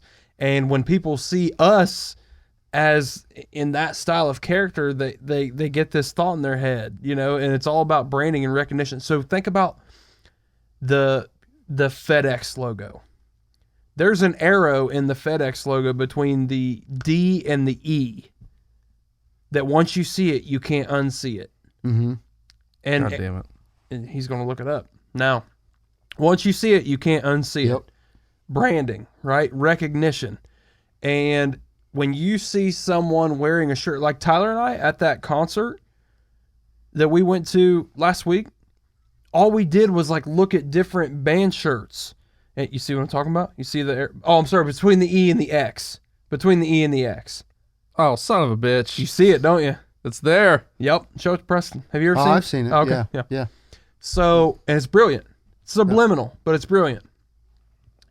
We're at this show and we're like, oh, there's a Bring Me the Horizon shirt. There's a Polaris shirt. There's a Current shirt. There's a whoever it is. Instantly felt comfortable.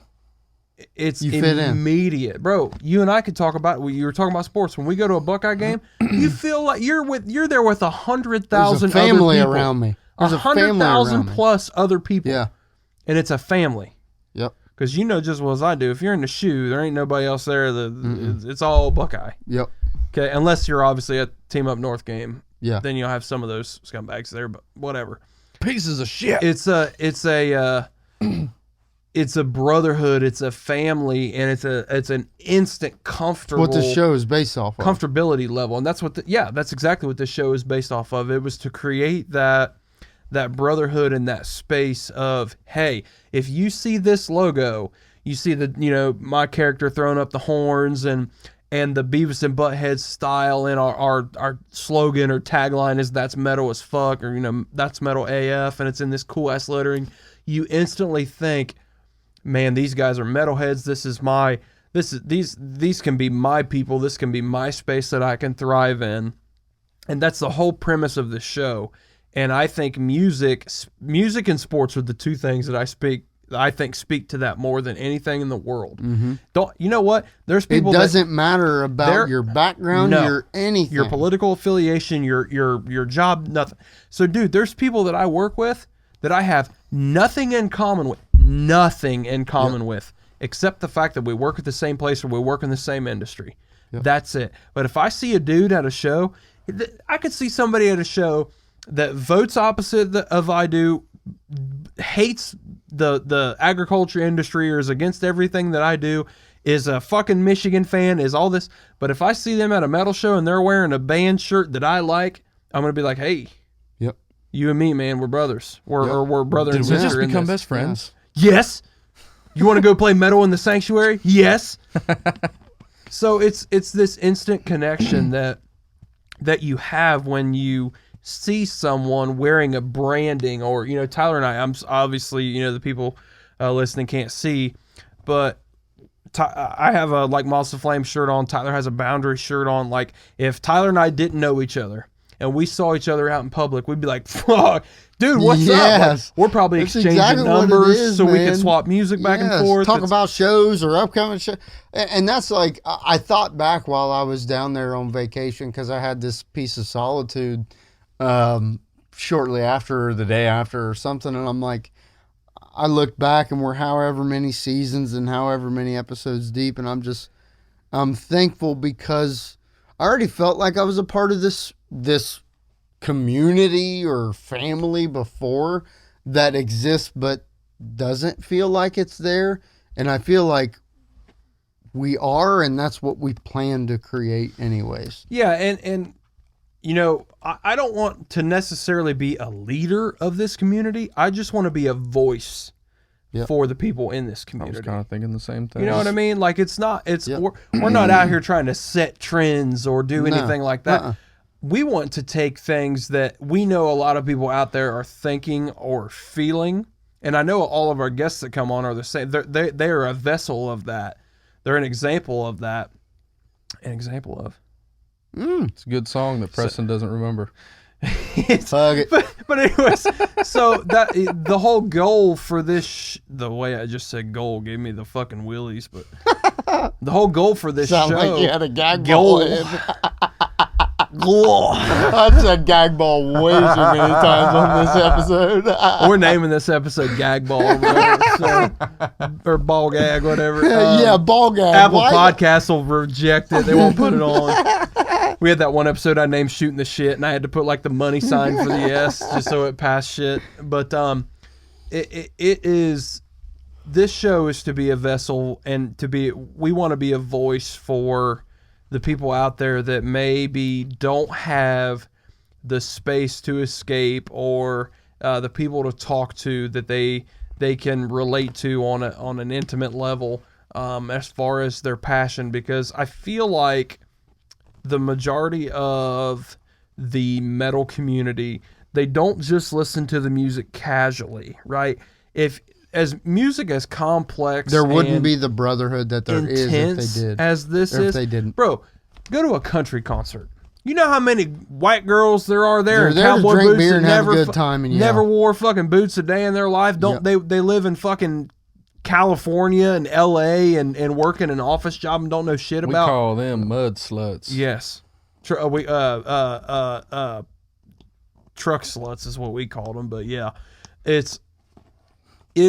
This space of music, We I just feel shit like on the entire country industry. that's fine. I don't care. I feel like I'm somewhat of a representative of that because of what I grew up, you know, what I do for a living and my lifestyle. But I don't listen to country music. So, this community, in my opinion, is very dedicated, is very passionate. And maybe that's why so many of us butt heads with each other, because our opinions are so strong. It definitely could be, because yeah. we're so passionate about the bands that we care about and the music that we care about. Country music fans are just, and I'm not trying to shit on just country, but it's just, and there are dedicated country music fans out there, but It just feels different. it's different, man. I've been in both. I've been in both. I can speak to both. Yeah, and an example, so I listened to a podcast called The Pivot Podcast, and it's Ryan Clark. It's mainly a sports podcast, and it's of the Joe Rogan style, where he interviews either big-time athletes or up-and-coming athletes that are a big deal. And he's got two other guys on the show with him. And I listened to the episode, the most recent episode with New York Jets cornerback. And they were talking, Sauce Gardner. But they were talking today about, when I listened to it today, I don't know when it dropped, but whatever, that's beside the point. They were talking, Sauce had said something about, you know, I know this is just a podcast, or something like this isn't just a podcast, like, he referred to the show as a podcast or something, but he kind of apologized. And Ryan kind of stopped him in his tracks, and he's like, hold on, man. You can be yourself. This isn't just a podcast. one day, the example he had said, because one of his buddies that's on the show he's a goofball and has a really good time. He's like, one day this episode is a porno. The next, it's a therapy session, like all in one episode. It's a therapy session. It's this, it's that. And that's what this is for us. Mm-hmm. Like, it's not just some current event show. It's not just this talk about band show. Like, it's those are a dime a dozen, and I'm not discrediting. Like one of the most popular music podcasts out there is State of the Scene. I'm not shitting on those guys at all. They're a news station. That's what they do. They're probably the best in the business at that. If we tried to do exactly what they were doing, we would fail miserably. Mm-hmm. We wanted to do something different in the sense of we want to do something that, at least to our knowledge, nobody out there is doing at a high level. And we didn't have a vision before. It was just, that's what we did. That's what we talked about. I mean, it was 2 or 3 episodes deep before we were finally like, what's our goal here? This is our identity. This is what we do. This is what we are. I think we created our identity without even fucking thinking about it, personally. Well, I think it's, that book I gave you to read, yeah. Gary V, he talks about... Did I give that back to you yet? No, did you finish it? Yeah, I did. I need to give it back to you. He talks about find what you can be the best at. Yeah. If you're trying to copy other people and you can't do that better than anybody else, don't even fucking try. You know what I mean? And I think what we have done here is we've done something that we're just really fucking good at. Yeah. And I want to toot our own horn here just because of the feedback we get from our listeners. Nobody said I haven't heard any negative feedback. I mean, I literally hear from almost everyone, you guys take the thought straight out of my head. Yeah. And it's they're always saying it's very relatable.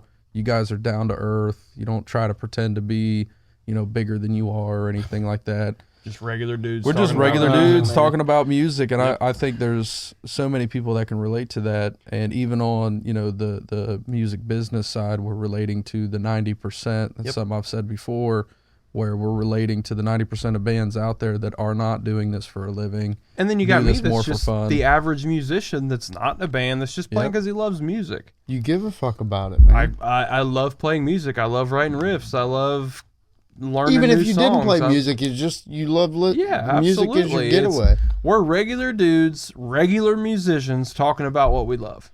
Yep. And I will say, another thing more to your original point about like the shirts and stuff, when we went to that show and we're pointing out all these different band shirts and stuff, I honestly deal with some serious social anxieties. Mm-hmm. I have a tendency to feel very uncomfortable in big crowds. I'm uncomfy. Very defensive, like my head's on a swivel. I'm waiting for something bad to happen. Waiting for, if I go out to the bar, I'm always waiting for someone to pick a fight, something like that. Except even that one time we were at the bar and you were drunk as shit and I had fucking 10 people wanting to fight me and you're like, yeah, man, let's get it. And I'm like, I'm fucked. I was just trying to focus on making it to the truck alive. There was so much ice in the parking lot. I almost died. Yeah, I almost died, bro. Just, wait till I'm more sober next time. We need to when I go to a show like that and I'm around people that I can instantly connect with on that level, I feel a calm that I don't feel in other crowds, because I know nobody's really there to start a fight with me. Everyone's there for the music. They're there to have a good time. If I do end up in the pit, what's the first fucking thing that happens if I fall? People go everybody, and pick you up. Yes. Everybody stops in their tracks. Yep. And as many people that can get their hands on you are getting their hands on you to lift you up. We witnessed that at that show, dude. Mm-hmm. That redheaded guy had a spill, just slipped, and the whole pit stopped. And I swear to God, 10 people picked this man up and got him back on his feet. You good? You good? You good? Like You don't even have to stand up on your own. You just like you lay just there lay dead weight. They're going to pick you back and up. you're going to rise. And that's this show. This show is a version of The that pit? specific. Maybe not of the pit itself, but like somewhat. Like this show is a piece of that identity where all that we want just people to be a part of this with us, because we Special. know there's so many out there that this is what their getaway is, man. It's their escape. Yeah. It's their escape. And that's what this is for us. That's what this music is for us, and that's what this show is for us. And that's why every time we come back in, especially to start a new season when we've been out for a couple weeks, we're like, God, it's good to be back. The break was nice, but it's good to be back. And the Right. coolest thing is, we have these conversations all the time outside of the show. Mm-hmm. And even before the show was thought of. But we didn't have, and you guys can correct me if I'm wrong, but I think I'm right on this point where, how am I trying to word this? You mean we I didn't don't have the know. space? Or We didn't know it was, Didn't have the vessel, the platform. we didn't realize what we were doing in those conversations, what it was for us. Right. And what I mean by that is like, Therapeutic? it's just simple. It's a form of therapy, and we had no clue beforehand. And we didn't realize, like going into this, we didn't think like, yeah, our goal is to create this metal community and this brotherhood. But that's what it's becoming, and that's what it is. Well, and I'll agree with that, because I think that we probably thought nobody thinks these same things. And it couldn't be further from the truth, because so many people that listen to this music think these same things. And Tyler talked about it. Like we're pulling the thoughts out of people's heads. Well, that's our fucking goal.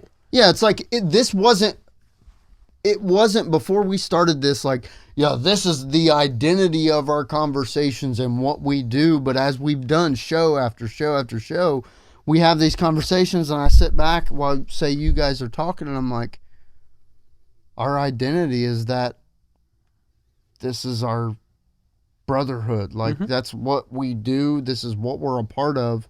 Even though we didn't like, yeah, this is what we're doing. This is what we're trying to create. Like, this is what it is. Yeah. I think that, I don't know that we And were I apologize because I didn't put that in the best No. words or You're fine. No, thought process. I but- don't know that we were even trying to create anything. We were just trying to open people up to. We were just trying to talk shit about Avenged Sevenfold. That is part of it. That's facts. That's facts. I did see this week that there's been a few more downloads of the very first episode. I'm like, well, they won't listen to anything after that. And I'm like, listen, we've got all these episodes to choose from that are brand new, and you motherfuckers go all the way I back. appreciate the loyalty Hey, of them going all the way back. It's people like me that got to start at the Like beginning. the album, That's what it is. yeah. And But that's but it's weird, because I'm like, man, I didn't go back and listen to the very first episode of the Joe Rogan Experience. But then again, we don't have 2,000 episodes to go Yeah. through either. So And I look back and I'm thankful because like I said, we're so many seasons deep, and I'm like, we're just getting started. we're creating something. Yeah, we're just getting started. And this is, I know you said it was to toot our own horn, but this is not. But what it is me trying to put into words what I'm appreciative of starting this, because I've always liked the thought of building something from the ground up, but there's not a whole lot that I have built from the ground up. You built a family from the ground Yeah, up. that is true. I mean, give yourself some credit here. But brother. like this is something I always This is our wanted to baby. do, but I didn't realize this it. is our baby. Yeah. Like this is Yeah. and we So glad I had a baby with you guys. Me too, man. That three-way was so worth it. So Bring like, out the gag ball shit. you know, we happens. sit here and we're like, oh man, I can't believe we're already on. We're on season 4, bro. This is still in its infancy. Oh yeah. Like this, I talked about Joe Rogan Experience. 14 years that show's been on. 14 years. Jesus Christ. Like we are in the infancy stages of this, and we already have so many people that listen and that tell us, how much they enjoy the show, and they listen, that they can't wait for a new episode to drop. And if you can't wait for a new episode to drop, shameless plug, you should just go hop on the Patreon, because then you don't have to wait. But that's besides the point. So it is so cool to get that feedback. And I've said we haven't gotten any negative feedback, and we welcome that because we want to constantly get better. So please, if you have any suggestions, if you have anything that you think we could do better, please fucking let us know. You're not going to hurt our feelings. Mm-mm. So, but the fact that we haven't got any tells me either one, people are afraid to hurt our doing feelings, something right, or maybe we're just fucking doing something right. Yeah. So, I mean, I think we're pretty cool. I think we're pretty cool, but I'm kind of selfish in that fact. So, Well, I mean, an example of that is our episodes will drop however many weeks later, and I don't find myself skipping through them or nothing or not wanting to listen to them. I'm like, I thoroughly enjoy listening to this. dude, when our most downloaded episode is over 3 hours long, that tells me something. Yeah. I have cried laughing at a few episodes. Is that might be when I'm sitting there listening to our show and I'm like dying laughing, or I'm like getting emotional listening to myself get emotional, and I'm like, am I self-absorbed, or am I just like listening to this with blinders on, saying this isn't me talking, or this isn't Tyler talking, this isn't Preston talking. Yeah. I'm just listening to this as a listener, Yeah. and like trying to like critique our shit, because I critique the shit out of myself on the show. Like, oh God, you're talking too much, you're talking over people, or you're doing this, or you're doing that. But at the end of the day, the message that we're sending, I'm like, okay, we are doing something right, because I'm laughing, I'm feeling this emotionally. Mm-hmm. I'm thoroughly enjoying this. Dude, I listen to our podcast every day. Every week it drops. I don't listen to it when Tyler sends it to me for mix or for video editing and uploading. I listen to it the day it drops, just like anybody else. That's how I want to experience this show. And I listen to it for the purpose of, I want to relive these conversations. And I also want to critique myself. What can I do better? Where can I improve? Because at the end of the day, the only thing I can control is me. Yeah. So, I can tell whoever, oh, you're talking too much, but I have to look myself in the mirror first. So when I'm able to listen to this show and, like Tyler said, almost crying laughing. I mean, I sent something, I send text in the chat, like quotes from the show that one of you two says that has me losing my shit. And I'm like, bro, I'm literally laughing at conversations that I was sitting there laughing at. I was there a month ago. I was there. I synced it. I was there. So I hope you guys agree and feel what the message that we're trying to convey, because we want this to be fun. We want this to be interactive and inclusive, but we also want it to be serious, and we want you to relate and to feel a part of this. We've said it over and over and over again. We want you to have another outlet to get away from day-to-day bullshit. And that's why, I which I ran a poll on Twitter, which influenced it, but we switched our release day from Friday to Wednesday, because, man, sometimes that grind in the middle of the week can be a bitch. And if you can have something like this to be a vessel to an outlet, that's great. Yeah. That's huge. So I I want to move music, biggest outlets there are. Absolutely. So I want to move this along into something that I feel like we haven't done a couple episodes. I could be wrong, but I do want to dive into it. I know we did it with Tyler Heide last season, but heavy metal fucking hot takes, boys. I do have one, and You seemed excited. You jumped right in. yeah. So I have one, and we talked a little bit about the pit, right, at concerts. Mm-hmm. We've talked a lot about the pit tonight, I feel like. So, You know what kind of pits I've been enjoying? Armpits? The pit of a peach. Okay. Them motherfuckers are good, bud. they'd be weird. juicy. But anyway, I have a serious fucking problem with mosh pits. You two know that, typically when we go to these shows, I enjoy getting in the pit. Yes. I'm not in there the entire time, but I hop in there, I release some aggression. But a big determining factor of whether I do so or not is the behavior I see in the pit. Yes. And I want to point out that if you are in the mosh pit and you were throwing fucking hands and you were throwing elbows and you were fucking kicking, you are a fucking cunt. Shit. Yeah. You are a fucking cunt. Those are I think they're the guys that in elementary, middle, and even high school The that ran down Naruto run. The Naruto yes, that run. ran down the hallway with their arms behind Well, their back. sometimes it's like some big ass fucking dudes in there that too are just swinging, that kicking. are just swinging and kicking and shit. And it's like, look, bro, if you want to fucking fight, go find someone to fight. Like, if Yeah. you want to throw punches, you want to throw elbows and shit, like, go hop in an octagon, bro. Don't fucking rain on my parade Love the UFC. because you want to be a fucking cunt. Listen, we were at that show at King of Clubs, and this huge fucking circle opens up. Beautiful. But there was like wall-to-wall circle. Awesome. But there's like 10 people in there. Why was there 10 people in there? Because Because about 8 of them were in there fucking karate kicking and flaring their fucking arms. And if I'm in there, there's a good chance I'm going to get punched in the fucking face. Yes. And then you're going to be pissed. I've been in pits. I've been hit in the face. It's not a big deal. But here's the thing, man. If I'm a band and I want people to participate in a pit, am I really going to expect a lot of people to want to be in that fucking pit? I know, Kyler, you don't like going into the pit because Not of shit anymore, like that. Because of shit like that. It's just... And it's like, it's unnecessary. Look, if we're in there, we're pushing, we're shoving, we're running in a spinning, circle, we're really two-stepping. just... It's a fucking Just blast. two-stepping, It is dude. a It's a blast. It's a blast. But The as pit soon has as a been- motherfucker just throws an elbow up, if you want to fight, we can fight. Yeah, That's my that's thing, exactly is what it is. That's I the instant concur- reaction. I concur with Tyler 100% Yep. because I used to absolutely adore the pit because it was circle pits, running in circles. You know, you kind of got, you're pushing, shoving a little bit. It's nothing too aggressive. what other Somebody kind of falls- fucking show is there? Yeah, exactly. like that, you Even know? if it's the wall of death. The wall of death is fine, Yep. but circle pits are fine. The two-stepping's great. I'm not a great two-stepper, but I like to get down with a good two-step. I like to fucking spin. I like to bounce. Yep. Bounce. Yep. So Shout out, Chris. shout out, Chris. So He will haunt my dreams. I will wake up in the middle of the night bouncing. yes.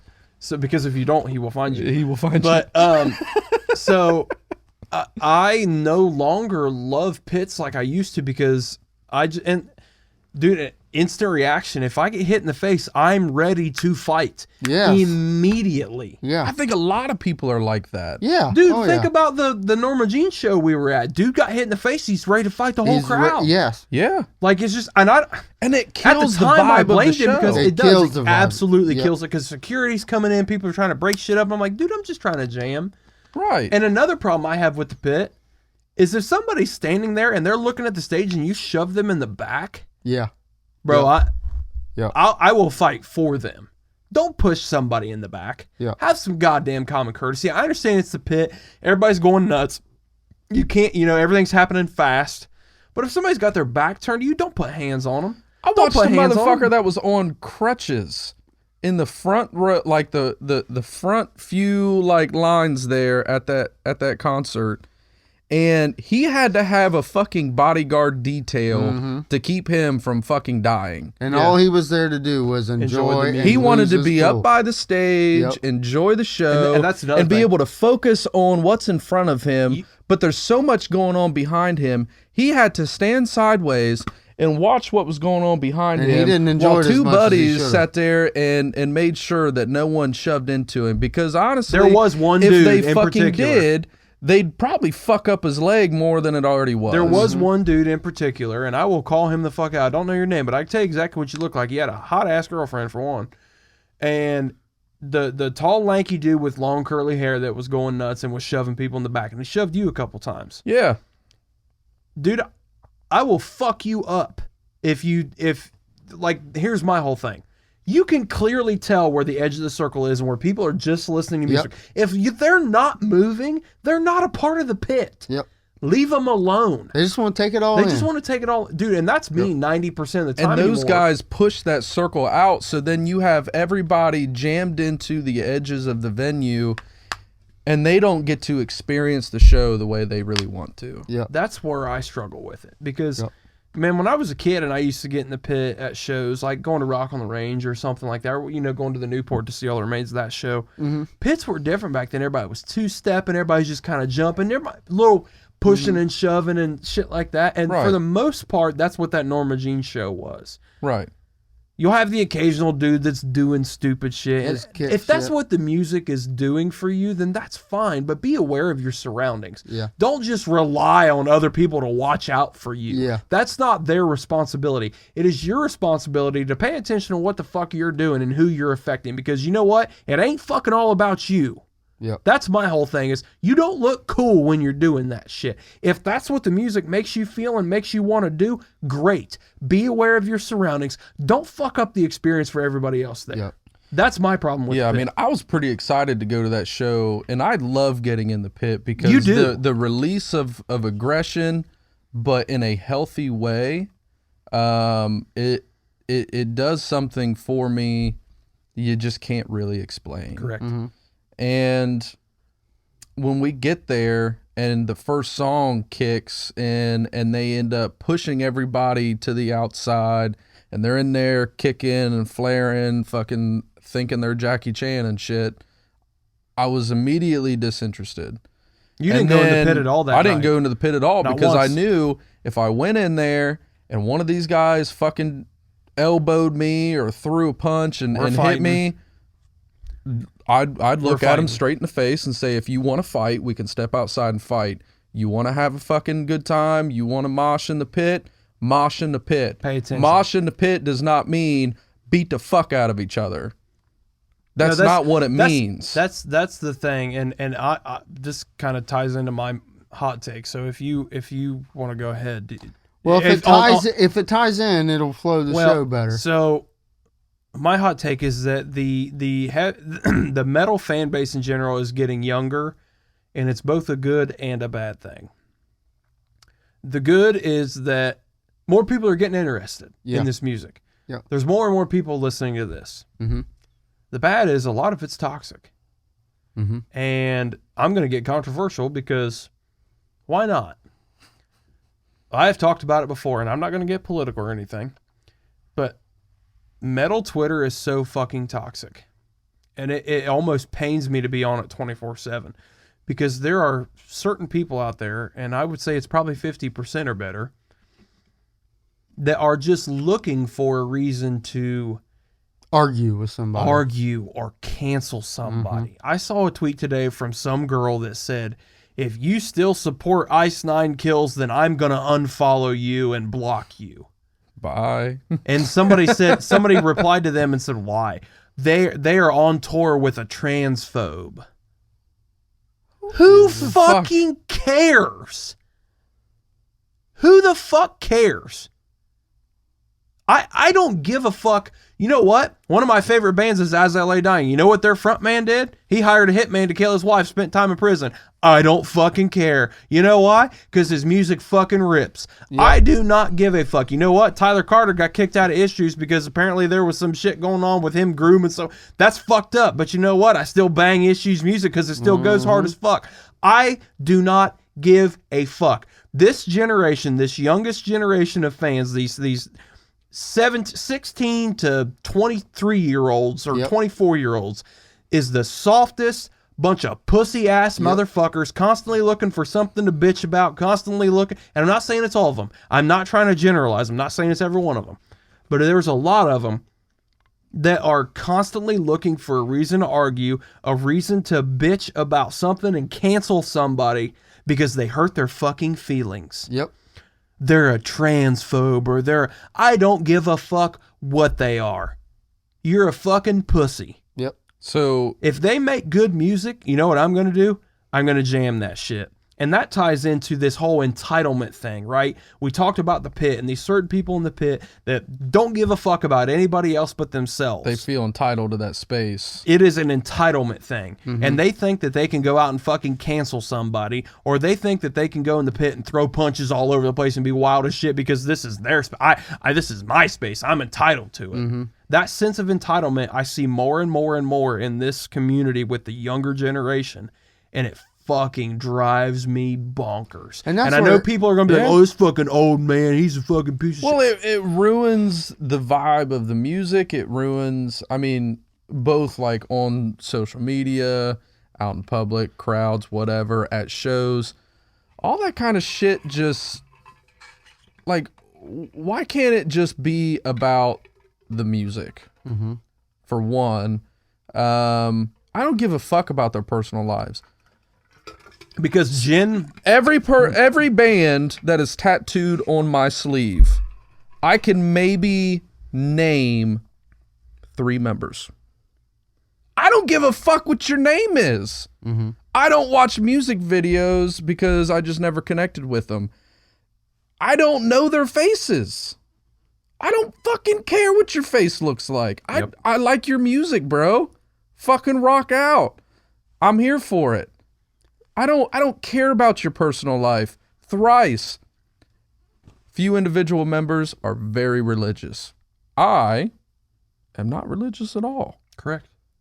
But guess what? Their music fucking rocks. Yeah, man. Mm-hmm. So I'm going to listen to it. Bro, you listen Some to of their Wolves at the shit- Gate. They're literally Yeah. singing gospel and you love them. And then even some of the members of Thrice are, very liberal minded. Yep. That don't Nobody matter. need it. I disagree, Bro, but boys, I'm still going to support your shit. Boys of Fall, they're Dayseeker. They're very liberal. Very. And you know what? I guess since we're putting it all out there, none of the 3 of us sitting here are very liberal. But you know what? I guess liberal at all. We don't give a fuck. You know why? Because their music rips. Yep. But it's the other side. It's this other is it Gen Z? Is that the new one I have no that's idea. younger than us? I don't know. I think it's that's like it. if you don't agree with them, you shouldn't exist. You shouldn't exist. You shouldn't And be it's able like, to breathe air. No, bro. Like what happened to the That's days? not rock and roll. Those are the people that That's preach not rock and roll. acceptance, and I they're will- the exact opposite of that. I will say though, I'll disagree that it is a generational thing. I will say that we recognize it as a generational thing, but throughout the entire history of mankind, it's the same cycle of, younger people versus old people. I mean, think of the fucking 80s. It was like all rebellion against the old 60s. people. 60s 60s was same thing. all rebellion. Like, I guess we're everyone- becoming the old people yeah, now. we're just becoming the old people. So I don't really think it's a generational thing. I rebelled. Look, I quit listening to the 80s and the 70s and all that stuff that my dad brought me up on Me too. and whatnot because I found my own thing and it was like, well, this is my thing now. I don't really care for your thing as much anymore, Dad, so I'm just kind of going to abandon that. Yeah. Which is why I'm not very educated. I'm quite ignorant on a lot of the 80s and the 70s and kind of past that. But it's like, I just found what I liked and that's what I was all about. And I think, some of these kids coming up now, it's very much, this is my thing. This is my opinion. I think everyone should think like this. And if you don't, but I'll say the difference is that because of things like cancel culture and shit like that, these kids, they are almost power tripping Mm-hmm. because they know that they can throw a big fit about something and all of a sudden it will disappear. Yeah. So that's where I'm wondering, and we don't have to go down this road. Is it a parenting problem or is it Yes. an influence problem with both. social Probably both. media It's both. around them? It's both because these kids don't get their ass beat anymore. Yeah. And I know you said you don't want to go down this road, but I got my fucking ass beat when I was a kid. So did When I I. fucked up. So did I. And you know what you know what I turned out to be? A productive member of society with no criminal record. Yep. I really didn't get my ass beat much. You probably didn't have to get your ass beat. I was a shithead. Well, look, Dad whipped too. my ass. let me rephrase I it. was a spoiled I little got my brat. ass beat and deserved it every time. My dad whipped my ass once, and then after that, it was Mom threatening, and I was like, "Nope. What do you want? Dishes? I'll do the dishes. Sure, dishes Get sounds good. homework? Already done, Mom. Done, Mom. Just don't call Dad. I can count on. I was gonna say I can count on one hand the amount of times I actually got my ass beat because I learned real quick that kind of sucks, and I don't think I want that to happen again. So I'm gonna do what the fuck I'm told to do. Right. So the problem is that there's just this, no accountability. There's zero accountability. Yep. There's this constant, incessant sense of entitlement, and But then no responsibility to go along with it. zero, none whatsoever. And this whole idea of, and you know what, this segment might lose us some listeners, and I'm fine with that for the reason of if you're one of those people that's getting on social media and saying, well, I'm going to unfollow you or we can't be friends because you support this band or this person or whatever, that's fine. I don't want you listening to us anyways because you know what? That's fucking retarded. Yep. And yeah, I just said retarded on a fucking podcast. What are you going to do about it? It's a thing of, we've said it from the beginning. Everything we talk about on the show is subjective. It's opinion based. Yep. If you can't respect other people's opinions, You're a lower form of then you need to reevaluate your life. Yep. I have some of my best and oldest friends that if we talk about politics, it is a all-out fucking war. Yep. And then when the conversation's over and we're leaving, it's, love you, bub, take care. Yeah, bro. Hope to see you again soon. I got friends that I will, like when I was in the Navy, one of my neighbors, he went to school, I forget what the degree is called, but he went to school for religion and all that kind of shit, very hardcore Christian. We'd sit and drink on his balcony, drink bourbon on his balcony, and we would just argue religion. Or lack thereof. Yeah. And when the conversation was over, still great friends. I went on to my house and, all was well.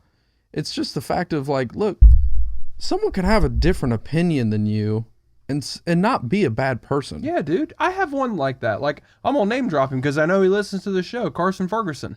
Carson, if you're listening to this episode, brother, I appreciate you. Shout out Carson. What up, dog? Preston, you know Carson very well. Oh yeah. Carson's he's liberal. He's a Democrat, and I love the dude. We have virtually polar opposite views, except on like guns and stuff, because he's very pro Second Amendment and all that. But like other than that, we have very differing political views. And he's a Miami Hurricanes fan too. Ugh. Even worse. That's terrible. But anyways, sounds like that friendship's shaky. no, we don't talk as much as we used to because he just lives. I think he lives in Dayton these days and is working hard and doing different things, and that's great. But if he called me at 3:00 in the morning and said, "Hey man, I got a flat. I'm on wherever. Can you come pick me up?" I'd be there in a heartbeat. Right. You know why? Because he's a grown-ass man. I'm a grown-ass man. We can have differing opinions and different views on things and still be friends. Right. But that's called maturity. And a lot of this new generation, again, young versus old, if you don't believe what I believe, you're a fucking piece of shit. You're a racist, sexist, homophobic, transphobic fucking piece of shit and you should burn in hell. That's what they think. But I don't think that about them. Yep. Yeah. They just have a differing opinion than me. It does often, I do want to point this out. It does often go both ways. And that's why that's why I say I don't think it's so much a generational thing. It is perceived that way in a sense, but like there's old people that maybe our age, we're sitting here talking shit about these young kids, but like we did the same thing with people with, a few years older than us kind of thing. But like, even on the political spectrum, there's conservatives and, people that lean right that have that same kind of ignorance about them. See, but again, I think that's more generational because it's the older ones. Yeah, they don't have the ability to conceptualize that other people have a differing opinion. Look, I try to float right there in the middle. Yeah. And try to look objectively at things and see the ignorance on both sides, but also the merit to both sides. And, it really just, I think it's a maturity thing. I don't think maturity comes with age. I think maturity comes with developing yourself. Experiences. Even look, there's a lot of people that don't fucking learn from their experiences, which is why they're fucking hitting rock bottom at 50 years old. Yep. Because they just... And it's like their fourth rock bottom. Mhm. Like how many times are you gonna do this before you fucking learn, you fucking shithead? Yeah. Right. But like, I don't think it's a generational thing. I think it's more of a maturity thing. I think it's more of a us versus them mentality because, you know, you sent me a video, I believe, the other day where it was like, we have no great war. Yeah, it was based We around- have no great fight. We're not fighting to feed our families. We're not fighting this big war for, you know, fighting for our lives and fighting for our families and shit Therefore, like that. man has become lazy and entitled and Lazy and entitled, but at the same time, we're fucking itchy. Like Yeah. the fight is still in us. Yes. And we just lash out everywhere we can. Yes. So, yeah, I mean, you know, bringing it back full circle, you know, the issue with the pits, stop feeling like you were entitled to that space. I promise you, every metal show would be 100% better if no one was throwing elbows, kicking, throwing punches, anything like that. You would see a 300% increase in involvement in that pit. Instead of 10 people in the middle of the room, you would then see, I don't know, 30, 40. You might see the majority of the crowd getting involved with jumping and pushing and shit like that. The entitlement thing, I do think there's an issue with these young kids that are coming into the scene. Glad they're enjoying the music. Glad that they're participating. Understand that there's a level of respect that still has to be there when you are around other people. Respect their opinions, respect their space, respect why they are here. They're here for the music. Their focus is on the stage. Don't fucking push them in the back. Just a thought. And if you're fucking late, you see a dude in the crowd with a fucking broken leg and he's just trying to enjoy the fucking show. leave him the fuck alone. Maybe don't fucking bum rush that dude. And Just a thought. And my point, circling back, is don't be that person that is shaming someone else or trying to shame someone else for supporting a band that you think is whatever. Don't They're the devil. don't fucking try to be the cancel culture fucking warrior. Dude, who cares? It doesn't affect you in any way, shape, or form if so-and-so on social media supports a band that you think is the devil. Who cares? Who fucking cares? Enjoy your own shit. Let other people enjoy their own shit. Just life can be so much more simple if, we talk about, we've shit talked Avenged Sevenfold, or I talk shit about Beartooth or whatever. But it's never out of, oh, you're fucking stupid if you listen to Bear. You should die. Yeah, we should cancel. No, they're just not my cup of tea, but they're incredibly popular and they're a lot of people's cup of tea, and that's okay. If I say something jokingly to Tyler like I did earlier, like, oh, but he listens to Beartooth, it's a joke. I don't care that Tyler listens to Beartooth. I don't care that Tyler's favorite band of all time is Thrice. It has zero effect on me whatsoever. Live with that mentality of, does it affect me? No? Then I shouldn't worry about it. Bottom line. Moving on. Preston, what's your hot take, buddy? So, it's not going to be as controversial. We probably just earned like can't a talk. bunch of 1-star ratings on shit. Bring it on, people. That's fine. It's all good. Any news Of a is topic, good but I scroll through Facebook, follow a bunch of guitar brands, and there's a brand out there that I actually do really like. Kyler and I have talked about them. Tyler and I have talked about them before, but I don't know if you pay as much of attention. I'm not quite the gearhead that you are. But the brand Kiesel Guitars.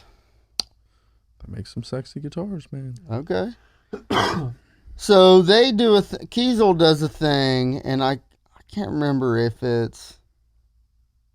Give me just a second. They upload on Facebook specifically, and probably Instagram and everything else, pics of the day of like custom builds that they did. And I see these every day, and I look through them. And some of them are really fucking cool. But the majority to me, and of course this is subjective, this is my own opinion, They're too busy, and frankly, to me, 70% of them are ugly. I think a lot of people gravitate.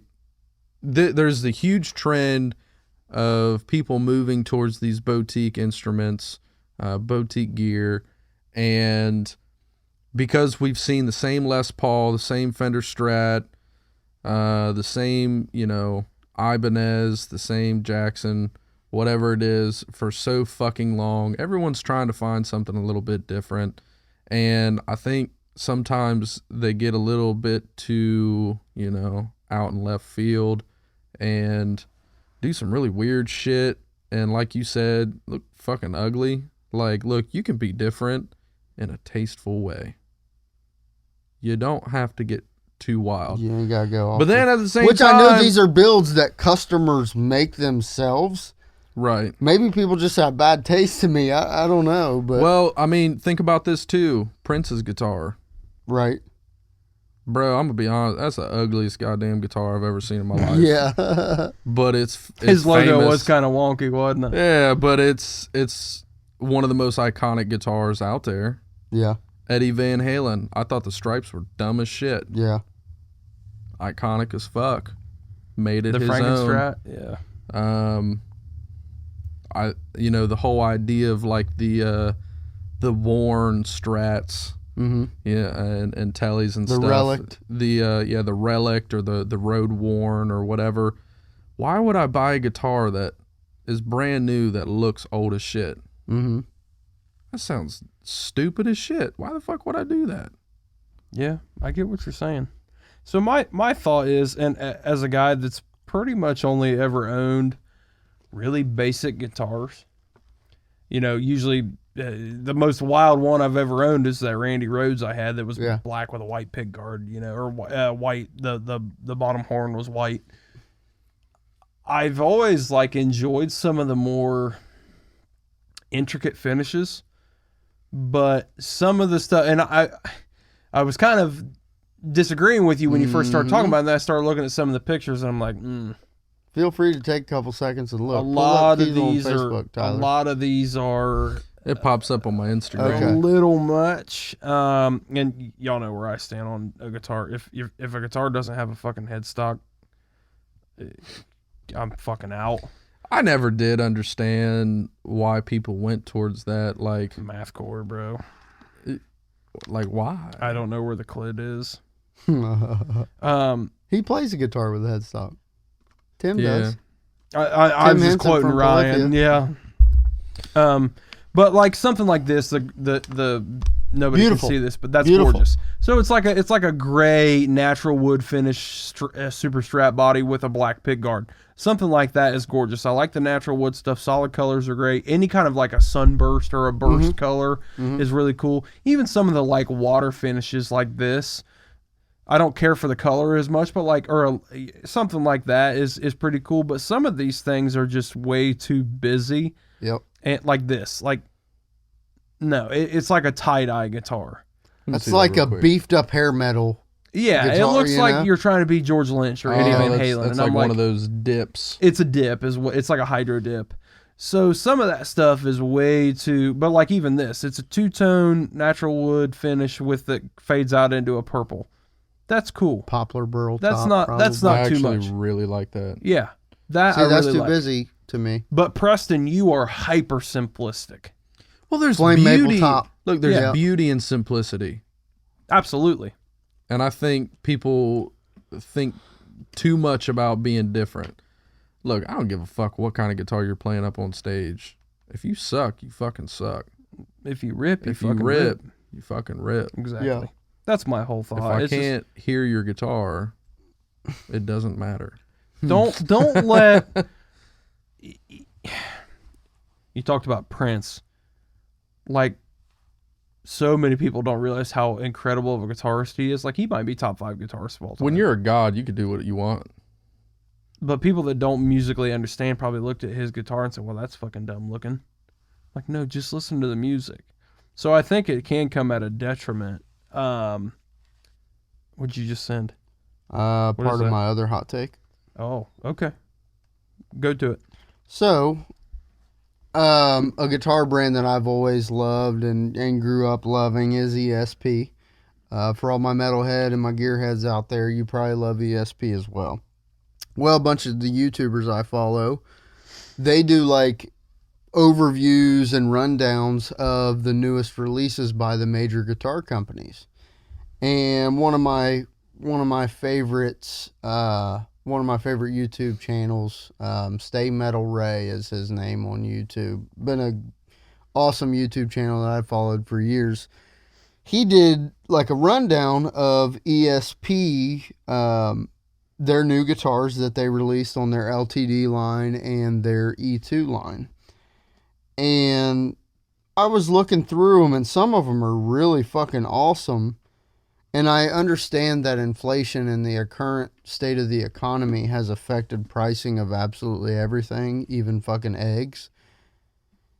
But I got to looking through the new LTD lines and specifically the new E2 lines, which, if I'm not mistaken, is the Japanese-made line, which is like in between the higher-end LTD and the ESP custom shop. And my hot take is that ESP, whether they realize it or not, and I feel like it's pretty fucking obvious that they should realize it, they're pricing themselves out of the market. And for example, I'm looking at an E2 Eclipse right now. That is the first one that comes up. It's a Tiger Eye Sunburst finish. Japanese-made guitar, not made in the U.S., not custom made. And I know it's a great guitar. I have an LTD Eclipse, and I fucking love it. $2,800.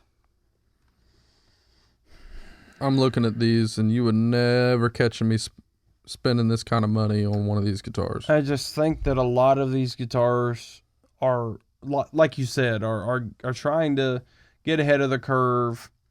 Let's face it, the economy fucking sucks. It ain't fun right now. It's kicking all of our asses, bro. I'm spending $500 a month in gas right now. I don't even want to think about what I'm spending on anything because of the world, the America that we're living in these days. But a lot of these guitar companies are trying to get ahead of the curve, I think, and get to that. Like, I'm sorry, ESP, you're not a boutique brand. You're one of the biggest guitar brands in the world. They're not making mayonnaise guitars. No, but they're not making biggest... S&P guitars. Yeah. I could think of a couple different brands such as that, but you used to be an everyman guitar. Well, what changed that makes you think you can charge that much for a guitar? Who the fuck you think you is? And that's why I think that we talked about it before the show. Don't be surprised if Jackson takes over again. Yeah. Yep. They are. Oh, they're currently in the process of doing that, yes. Even though they don't have as many models and as strong of a marketing campaign, they are. I don't think they need it. You got a name like because of the hair metal days, I would agree with that. You know, Misha Mansour's. Oh, I know. That's not hair metal. No, but I mean, because of the hair metal days, they already had this giant name that's carried. Well, they had a giant name that's carried for 40 years, but it's not just that. It's this younger generation that's getting into them because of bands like Make Them Suffer, Periphery. Yep. There's a lot of these new age metal bands, Spirit Box that play Jacksons, that people are like, oh, that's cool. Oh, they have a signature. Oh, they have a Pro Series that's a little cheaper. Sweet. Let me get into that. And it's not that the other guitar companies... Which makes me so fucking happy that Jackson's taking back over. Y'all know. Yeah, and it's not that these other guitar companies are not like... Jackson and Ibanez both. Let me throw that out there. Yeah, it's not that they are selling at a... How am I trying to say it? That it's so much cheaper, or that they are... The reason they're taking advantage of the market is because ESP went overboard. I think so. I mean, I'm looking at this E2 Eclipse. It's got EMG pickups in it. Beautiful guitar. Different one. $2,500. Yeah. I could buy, and I know that I'm not as crazy about them, but because they have a bigger name, and we all know, I could buy a brand new Les Paul for $2,500. That's Gibson, American made. for $2,500 right now. Or you could spend $800 like I did and buy a what did I end up getting, a DX20 or I'm just trying to compare lines of like their actual lines of products. I'm gonna put it to you like this. I'm gonna put it to you like this. Oh, I think ESP got cocky, and let me explain a little bit so it's not just reiterating what you said. Mm-hmm. Think of Les Paul. At a certain point, they became huge. Everybody wanted a Les Paul. Mm-hmm. Then they started jacking up the price because supply and demand says I can fucking do that. And then early 2000s, maybe even the late 90s, Les Paul quality went to shit. Yep. But they were still charging a premium price for a guitar that was not a premium product, but the brand was a premium brand. Mm-hmm. I think ESP over, the 2010s especially, became a premium brand. Yep.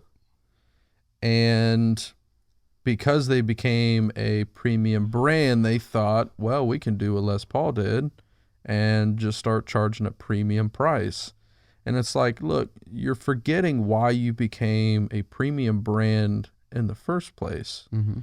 You became a premium brand because you were an alternative option to the Les Pauls, to the Fenders, to the Jacksons at the time, probably. Well, Jackson, I don't think ever has been a super expensive guitar.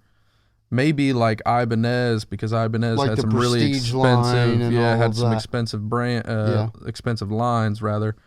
But like ESP was the alternative to that. It was a quality guitar for a fair price that they had to have been making a good profit off of, because they still had, their LTD series. It was a little cheaper, a little less quality. Their ESPs, custom shops, all that were of a much higher quality, but the price wasn't so drastic. And so people really gravitated towards them. And as you start seeing bands come up and become really popular and they're playing these guitars, now more and more people want them. It cannot be a supply and demand thing, because so much demand is now going to these boutique guitar manufacturers. Mm-hmm. Where is this demand coming from that makes you think you now have the supply that is worth the premium price? And like you said, why would I spend $2,500, $3,000 when I could spend $1,300 on a Chapman or a Jackson or and it's as good of a guitar? Yeah. You're charging a premium price because you became a premium brand for a short period of time. Les Paul did it because they were a fucking premium brand for 20, 30 years and were like, we're the shit. Mm-hmm. Even longer than that, really. They've been around for a very long time. Right. Gibson in general.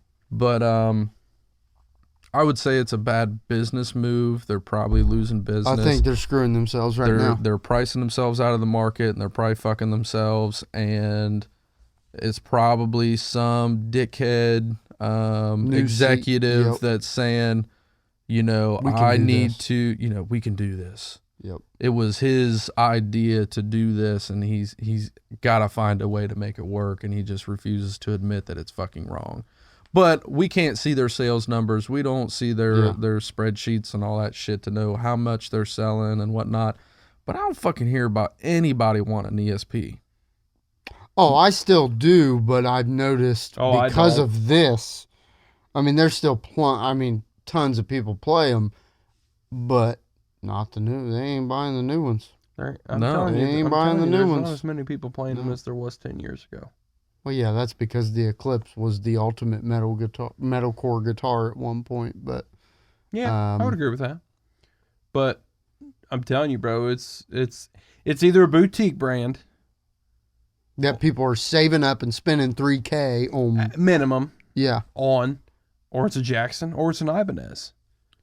And Or it's I a, would say Or like an they're getting a economy. Kiesel, yeah, which is Like kind an of economy option where it's a solid yeah.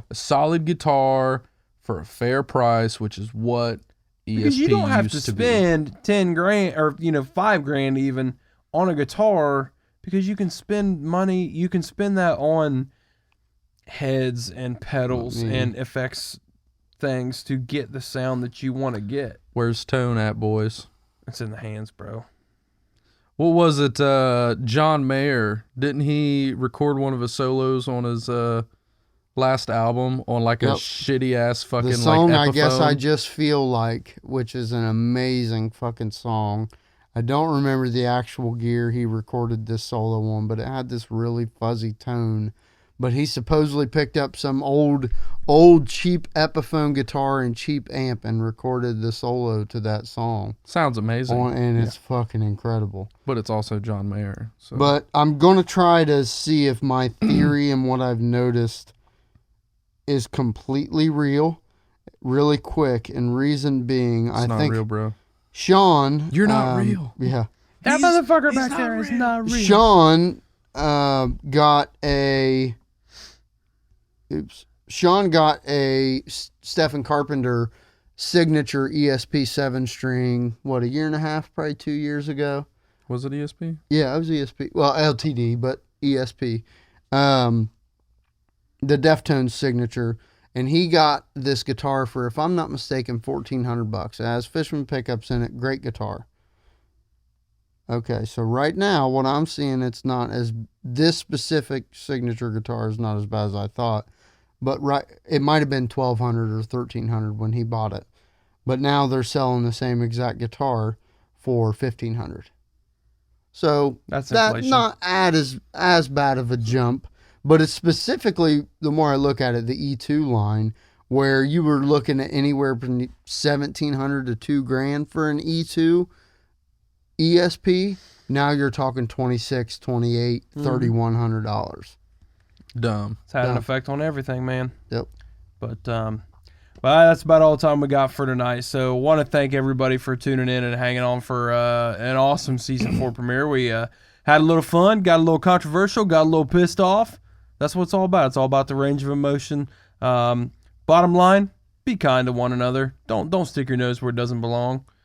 And be kind in the pit. But anyways. And if you don't bounce, Chris will find you. So thank you, everybody, for tuning in. Again, we apologize for the technical difficulty with the video.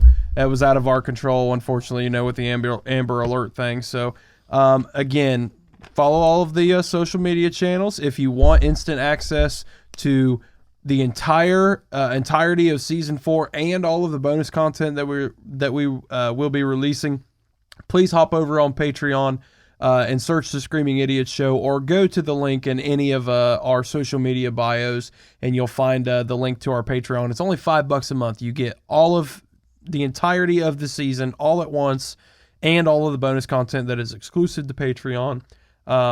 So check that out if you'd like. Thank you so much for listening. We hope you guys enjoy Season 4. We've got a hell of a guest list stacked up for you guys, and look forward to getting those folks in the studio. So until next time, we are the Screaming Idiots, and we'll see you next week. Peace, love, dove.